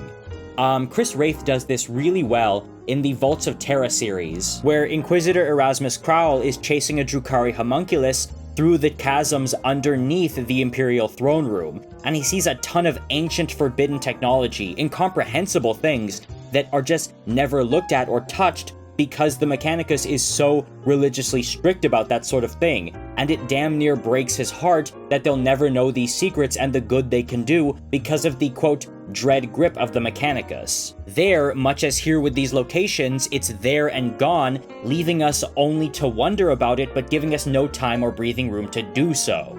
Getting back into focus though, this trick of taking on the aspect of Leman Russ doesn't really slow Horus down, and he constructs a giant twisting labyrinth around the beast in order to contain it and entrap it, removing all its exits. Something that he views as bitterly apt, because he's doing something new where the Emperor is relying on old techniques that he perfected a long time ago. And then it's here we get some very important pontification and self-reflection on the part of Horus. He has changed and grown, and has, quote, grown beyond him. Your desire to walk down this path of glory, to achieve more than him, to surpass him and supersede him, is a clear demonstration of your intent to reject his musty legacy. Others, your rivals, even your allies, have blamed this growth on your arrogance, on your pride, on envy even. They've said it so much and so often, you've begun to believe it yourself. But it's not true. You have done all you have done to escape his shadow, to be yourself rather than a pale and lesser imitation. You are not some mewling, by-blown infant, dumbly trying to copy everything its father does. You are not part of him. Everything you have achieved, from the unraveling of the Imperium to the compliance of Terra and the overthrow of his great plan, you have done to validate your worth. And now, your absolute mastery of chaos proves it, because that is something he either couldn't do or feared to even try. You are Horus Lupercal, ascendant instrument of chaos. That accomplishment alone proves you are no puppet or inferior copy. You used to be afraid of his power. Now his power is but a drop in your ocean. As you can imagine though, this does not go well because pretty soon the Emperor bursts out of the labyrinth. And he does this by taking the aspect of the Great Architect and drawing a plan to escape the labyrinth by discerning the infinitesimal weaknesses where walls meet. And if you'll know something about the previous books, that is exactly what Rogel Dorn did in order to escape the labyrinth he was put into in order to break his mind. Waiting, analyzing, measuring every weakness until he could eventually break out, and drawing a plan upon the walls. Then, in order to get out, the Emperor took the aspect of an obliterator, Perturabo, and broke through that weakness with etheric siege engines.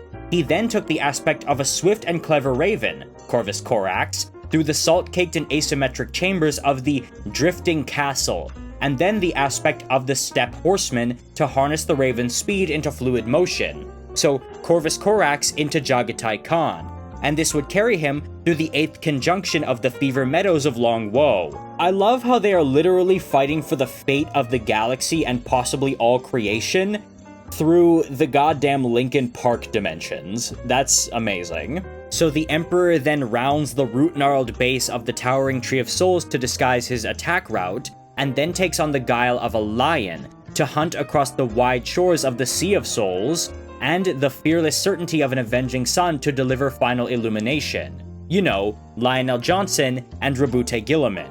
You know, Rabute Gilliman being known as the Avenging Sun. And that's something I find really interesting because Rabute only became the quote-unquote Avenging Sun after the Horus Heresy had started, and after the Siege of Terra had begun in full earnest. It is said that Gilliman is the quote Avenging Sun who will wipe the traitors from Terra when he finally reaches to reinforce the defenders, and he's seen as the Avenging Sun in the era Indomitus. But the fact that he is referred to that here as his aspect in the Emperor's power is really interesting.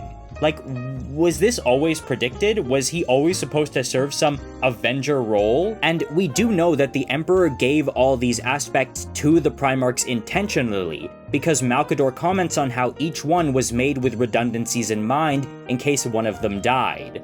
So, interestingly, I think Rabute Gilliman was always sort of meant as a plan B, a sort of failsafe who could possibly avenge the Imperium if all else failed, and that would explain why he is so inherently adept at statecraft and leading. People joke that his superpower is the ability to use Microsoft Excel, and I think that is the reason. So, interestingly, who would be the one who is redundant in this scenario if Guilliman was made as the Avenger of the Imperium?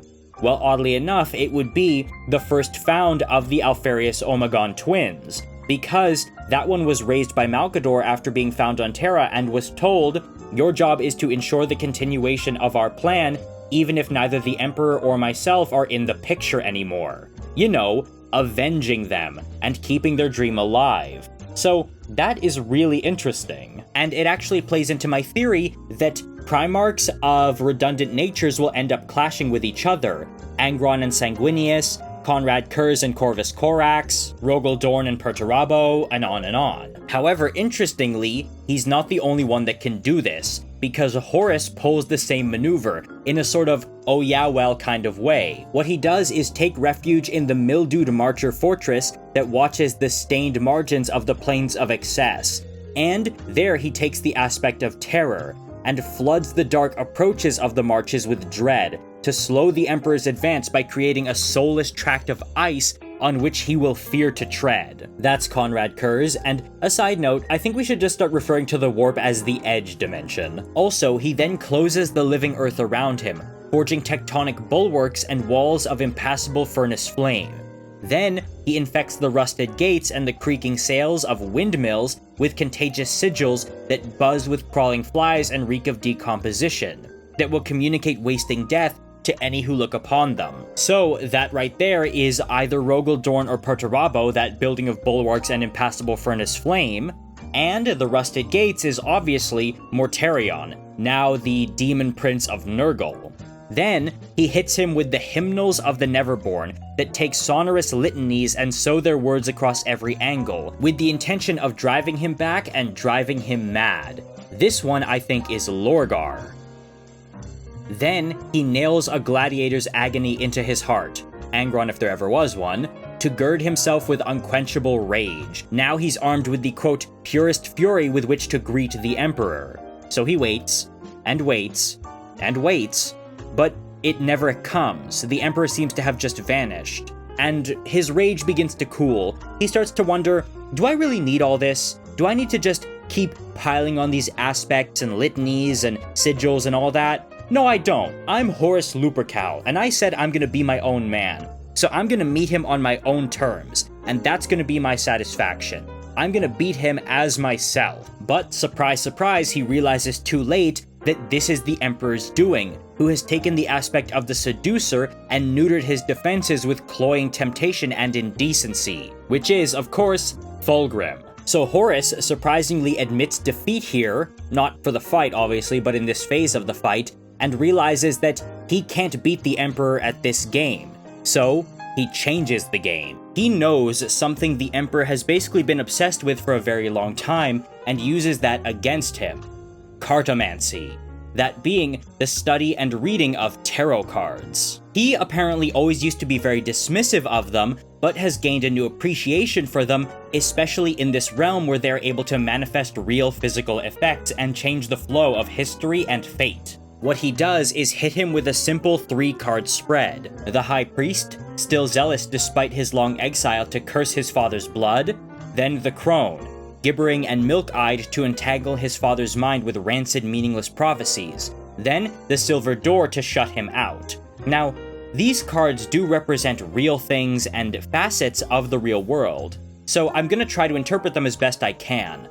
I think the High Priest is Lorgar, and the Crone is Conrad Kurz. Conrad with his insane prophecies and his what is effectively schizophrenia. I'm not using that as a misnomer here, he shows a lot of the signs. And the way Lorgar effectively ruined the image of the Emperor in the eyes of everyone by introducing the notion that he is divine to the mainstream galactic conversation. What I don't understand or know how to interpret is the Silver Door, and this one comes up a few times. We'll go back to it though. In shock, he tries to disengage from the sticky cobweb of your spread. From his own deck, the grandiose Imperial Tarot no less, he turns the Pilgrim, and utilizes its questing agency to discern a path around the door you have locked in his face. A true pilgrim, in her devotion, will always reach the place she is supposed to be, no matter the length of the road or the hardships of the journey. That's Euphrates Keeler, and as you know, she plays a huge role in this book, especially at the end, finding her way forward and to the end of things where she needs to be, right when she needs to be there, despite all the immense hardships she's been through, not just on Terra, but in general throughout the entire heresy and on her path to becoming Saint Keeler. And if you'll notice, she effectively led a refugee pilgrimage to the Hollow Mountain. That's her entire story arc here. You aggravate those hardships. You lay the hulk of the Major Arcana across the Silver Door and imprison him in its lightless ruin. He has overcome the Hulk already, in his grueling process through the flagship to reach you, so you know full well it will not delay him long a second time.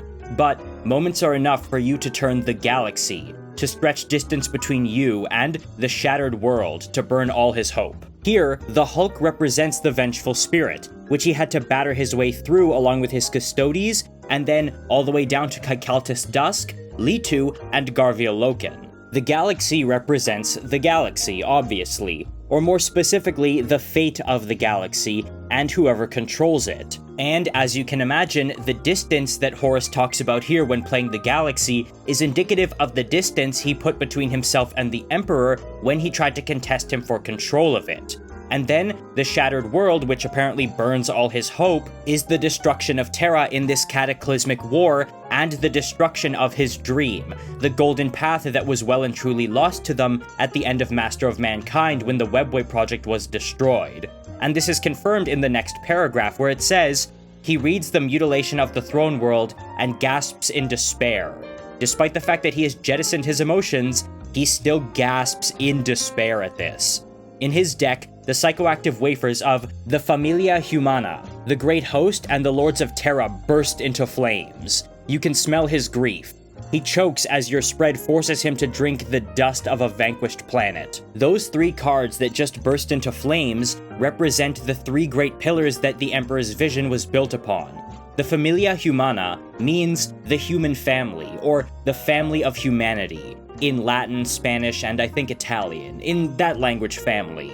And it obviously means a unified human race united in purpose, because after this, the Emperor knows, and we know, that humanity will never be fully united in a camaraderie sense. It will always be suspicion, backstabbing, war.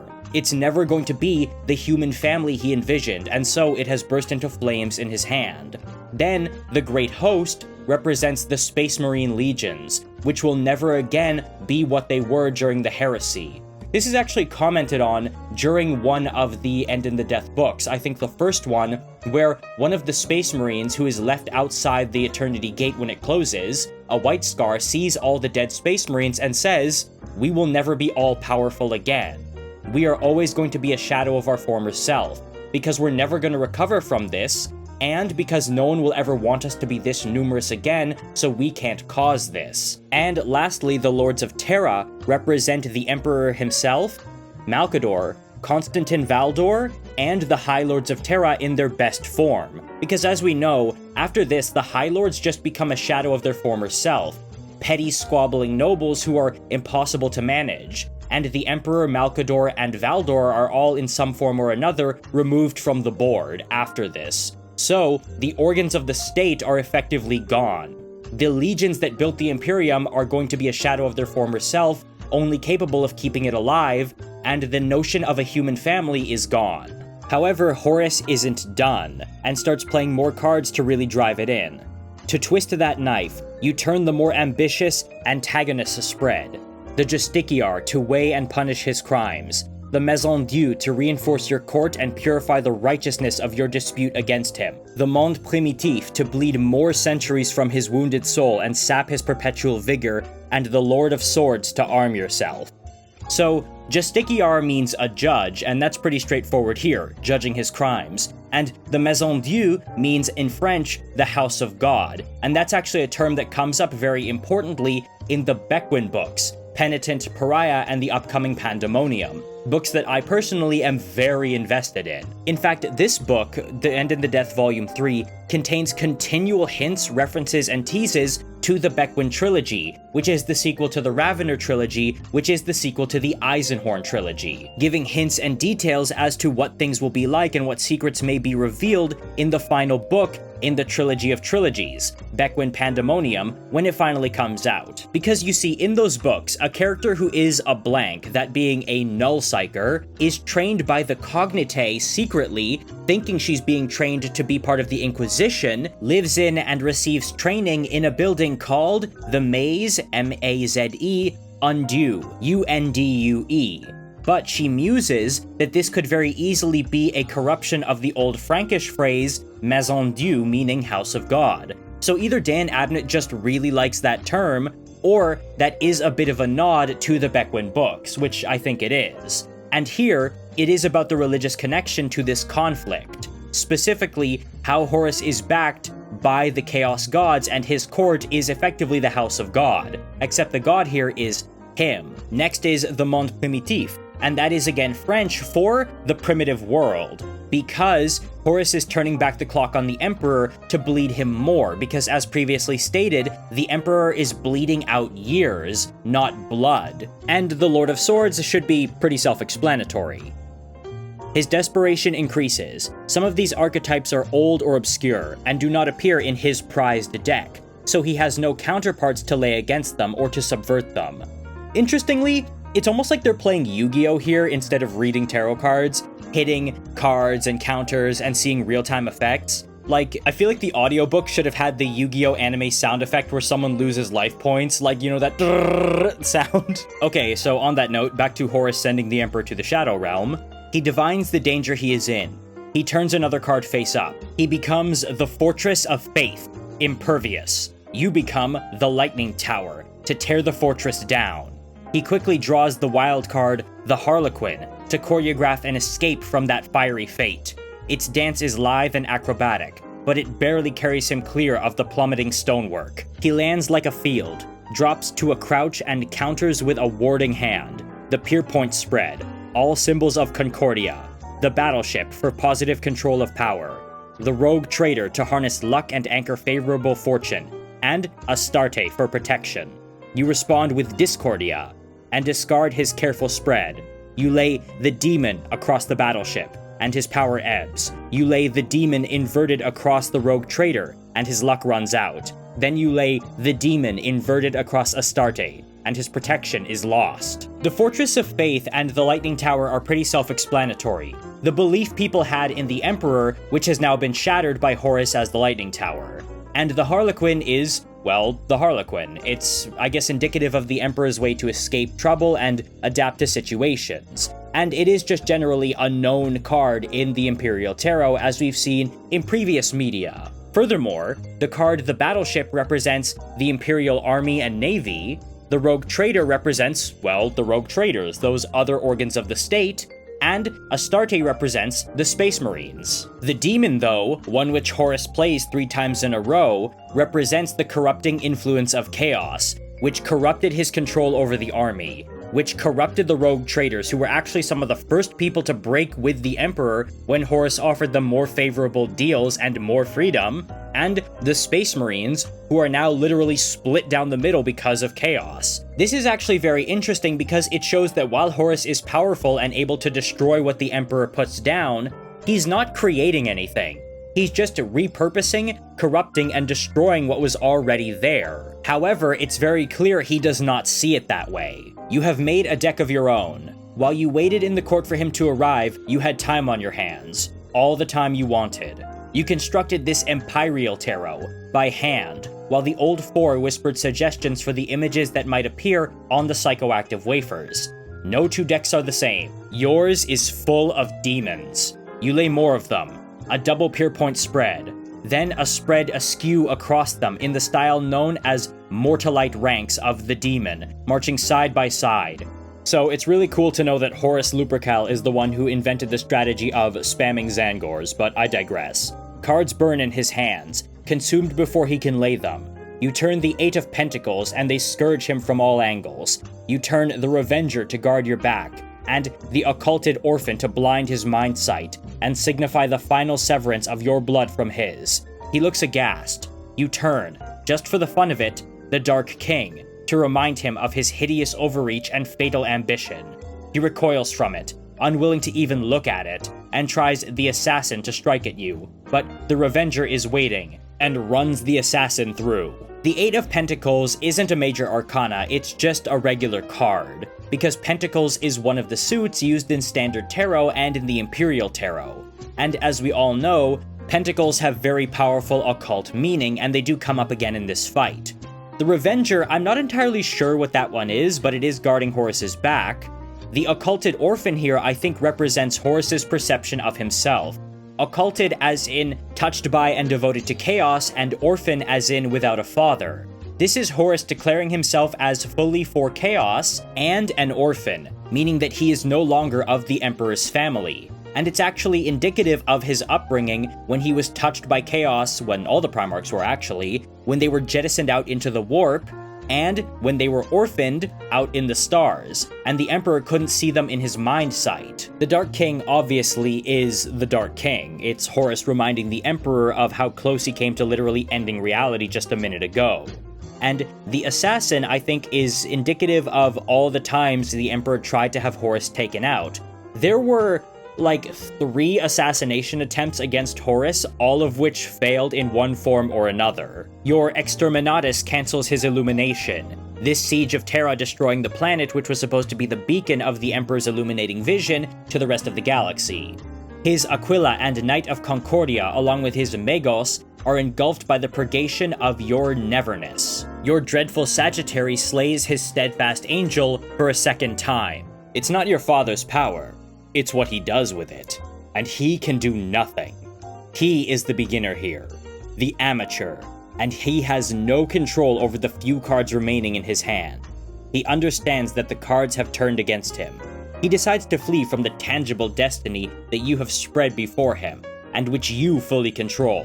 He starts to hammer upon the silver door to find a way out. The Aquila, the Knight of Concordia, and the Megos all again represent elements of the Imperial state, the Aquila being the image of the Imperium as indomitable and leading humanity forward. The Knight of Concordia meaning the elements that bring the Imperium together. Concordia means like in concert. And I believe it also refers to, in no small part, the Titan legions and the Night Houses, half of which have turned against the Emperor. And the Megos means the Mechanicus, because as you'll know, the leader of the Mechanicus, Kelbor Hal, the Fabricator General, has sided with Horus, and a new one is in his place in exile on Terra. So, Horus's neverness has swallowed all of these things up. It's specifically described as a purgation, which means a purification or cleansing of someone or something. So, in his mind, he's wiped all these things away through his empty void of all-consumingness. It's a very interesting contradiction to have neverness and purgation put together, but it kind of fits given Horus's mindset. Then, your dreadful Sagittary slays his steadfast angel for a second time. The dreadful Sagittary is Horus himself. The Sagittary, or Sagittarius, or Centaur, is a symbol that is commonly associated with Horus throughout the entire horusheresy, going back to the first book, that being Horus Rising, where he faces off against the Interrex, and later on during the Siege of Terra, he comments on an ancient book he got from his father when they first met, well, a little after they first met, and when Horus was still being quote-unquote raised, which was a book about star charts from ancient Terra, and constellations, and Horus picks out some of his favorites. But the Emperor tells him how important the Sagittarius is, because it represents the Centaur, which was a fusion of both man and the instrument of war, that being the horse, and he tells Horus he needs to become that, both a man and his instrument of war that can lead his armies, because Sagittariuses, or Centaurs I should say, were very powerful warriors known for their archery, but also their great wisdom.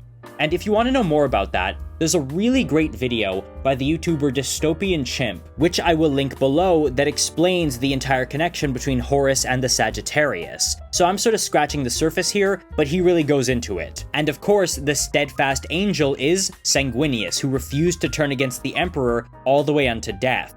So the dreadful Sagittary, Horus, slays his steadfast angel Sanguinius for a second time, because as you'll know, it already happened. What's basically happening here is, in a way, the events of the Horus Heresy being recounted throughout this entire, basically, Yu-Gi-Oh! Tarot card duel they're having.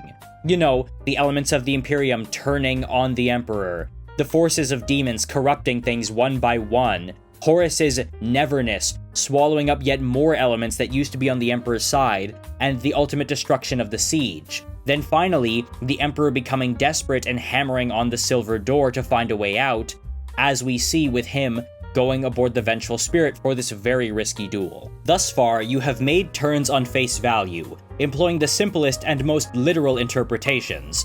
Yeah, as I've been doing as well. But the cards have deeper, subtler meanings, most not obvious to a novice like him. Death, for example, that ominous card is seldom death, but represents rather a more general negation or ending. That is true, by the way. The Death card, or number 13 in the Major Arcana in our current tarot, is seen by many people as, oh no, very ominous and scary, but in reality, it means the ending of things, and a great change in one's life that will often require some form of sacrifice. Back to it though, the Ragged Fool is often far from foolishness and whimsy, but signifies a seeking innocence or even a purity of trust. That is indicative of card number 0, the Fool, which is actually the single most powerful card in all of tarot, because it represents walking forward blindly and unpreparedly into a new situation as to facilitate a new beginning. It can mean, in a good sense, moving forward and putting your trust in the universe to guide you, but it can also mean blind foolishness, where you end up walking off a cliff. The same is true for the next wafer you select. You turn a card, Despoiler. Like Death, it is an apparently sinister card, and many fear it, but in truth it manifests a singularly neutral and controlled power. Its iconography represents an abrupt shift, a sudden and unforeseen reversal of fortune. Imperial readers usually perceive this to be a drastic change to the detriment of the Imperium, but it is only that if you want it to be. You want it to be. You make it your emblem. You lay it askew across the silver door. Despoiler unlocks that door very suddenly as he tries to break through it. You are face to face. Worldbreaker catches him in the throat and cheek, twists his head sideways in a spray of blood, and drops him to the deck. His cards spill around him. There are only a few of them left. The other wafers burned. You see the Guardsman, the Throne, the Space Marine, the Knight of Mendacio, the Lantern, and Revelation. A weak reading of ill fortune and in disarray. Little good it will do him. The Emperor must die. So when you hear the name Despoiler, your brain understandably goes to Abaddon, because he is known as the Despoiler, and Constantin Valdor actually identifies him as much in an earlier part. I think that's actually interesting because it shows how Horus believes he's the one who is going to bring down the Imperium, when in reality it's Abaddon. Well, quote-unquote, because let's be real here, the Imperium is not going anywhere, we know how this works. However, I think the Silver Door represents the future and who controls it, and it's something the Emperor has been desperately chasing his entire existence, but now he finds himself locked out of, and he is obviously very desperate. So, at the point of future, that crucial line in the sand, the Despoiler Horus meets him face to face and knocks him down. Then, we see his last hand. The Guardsman, the Throne, the Space Marine, the Knight of Mendacio, the Lantern, and Revelation. What these things represent are the last few elements the Emperor still has at his disposal. And as Horus comments, they're in disarray, and they're weak, and they don't bode well for him. But these are the things that will ultimately win the day. The Guardsman actually represents Olanios Pius, that being All-Person, the Emperor's first War Master and former friend and perpetual, who is now on his way to try and save the Emperor. The Throne represents the throne on Terra, the one Malkador is sitting on and keeping lit. The Space Marine represents Litu, that being the prototype Space Marine who was guarding Erda and has now accompanied the Emperor to this final fight. The Knight of Mendacio represents, of all things, Garviel Loken. And that one is really interesting, because the Knight of Mendacio is one of the oldest cards in the Imperial Tarot. I don't mean in lore, I mean in real life, because it appears in the book Draco by Ian Watson. some of the first ever books written for 40k, which are basically considered non-canon. The Knight of Mandashio card is described as a cloaked inquisitor brandishing a power sword, and is a member of the, quote, Mandation suit in the Emperor's Tarot. Mandation means mandate, or formally required. But interestingly, Mandashio means commandment in Latin. What it means in this context, then, is the loyal knight who will follow his orders no matter what. That leaves, though, 2 cards, the Lantern and Revelation. But I'm not going to get into those just yet because it is a bit of a spoiler. And with that being said, I think this is a good place to leave off for the first part of this review because I am just a little bit over halfway through the book. So ideally, this video will only be 2 parts, and I assure you the second part will come out way faster than the first one did because, let's just say, a PDF of The End in the Death Volume 3 fell off a truck and into my lap, which makes things very easy, because I had to keep going back and re-listening to parts of the audiobook I had painstakingly bookmarked and comparing it to my jot notes, but now here I'm just working with the jot notes I made as I was listening to the book and referencing a PDF, which is way easier, so it's going to be a lot faster going from here. Thank you guys so much for waiting this long. I'm so sorry I made you have to. So, capping this off, and to reiterate what I said at the start of this video, thank you guys so much for the support, for 80,000 subscribers, for 2 years of a prosperous and successful and joyous channel.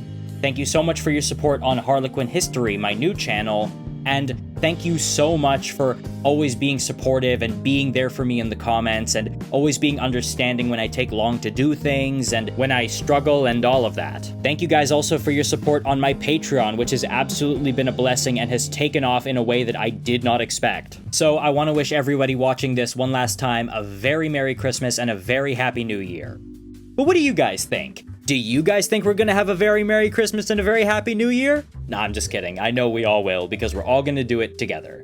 Thank you, and I'll see you in the next video.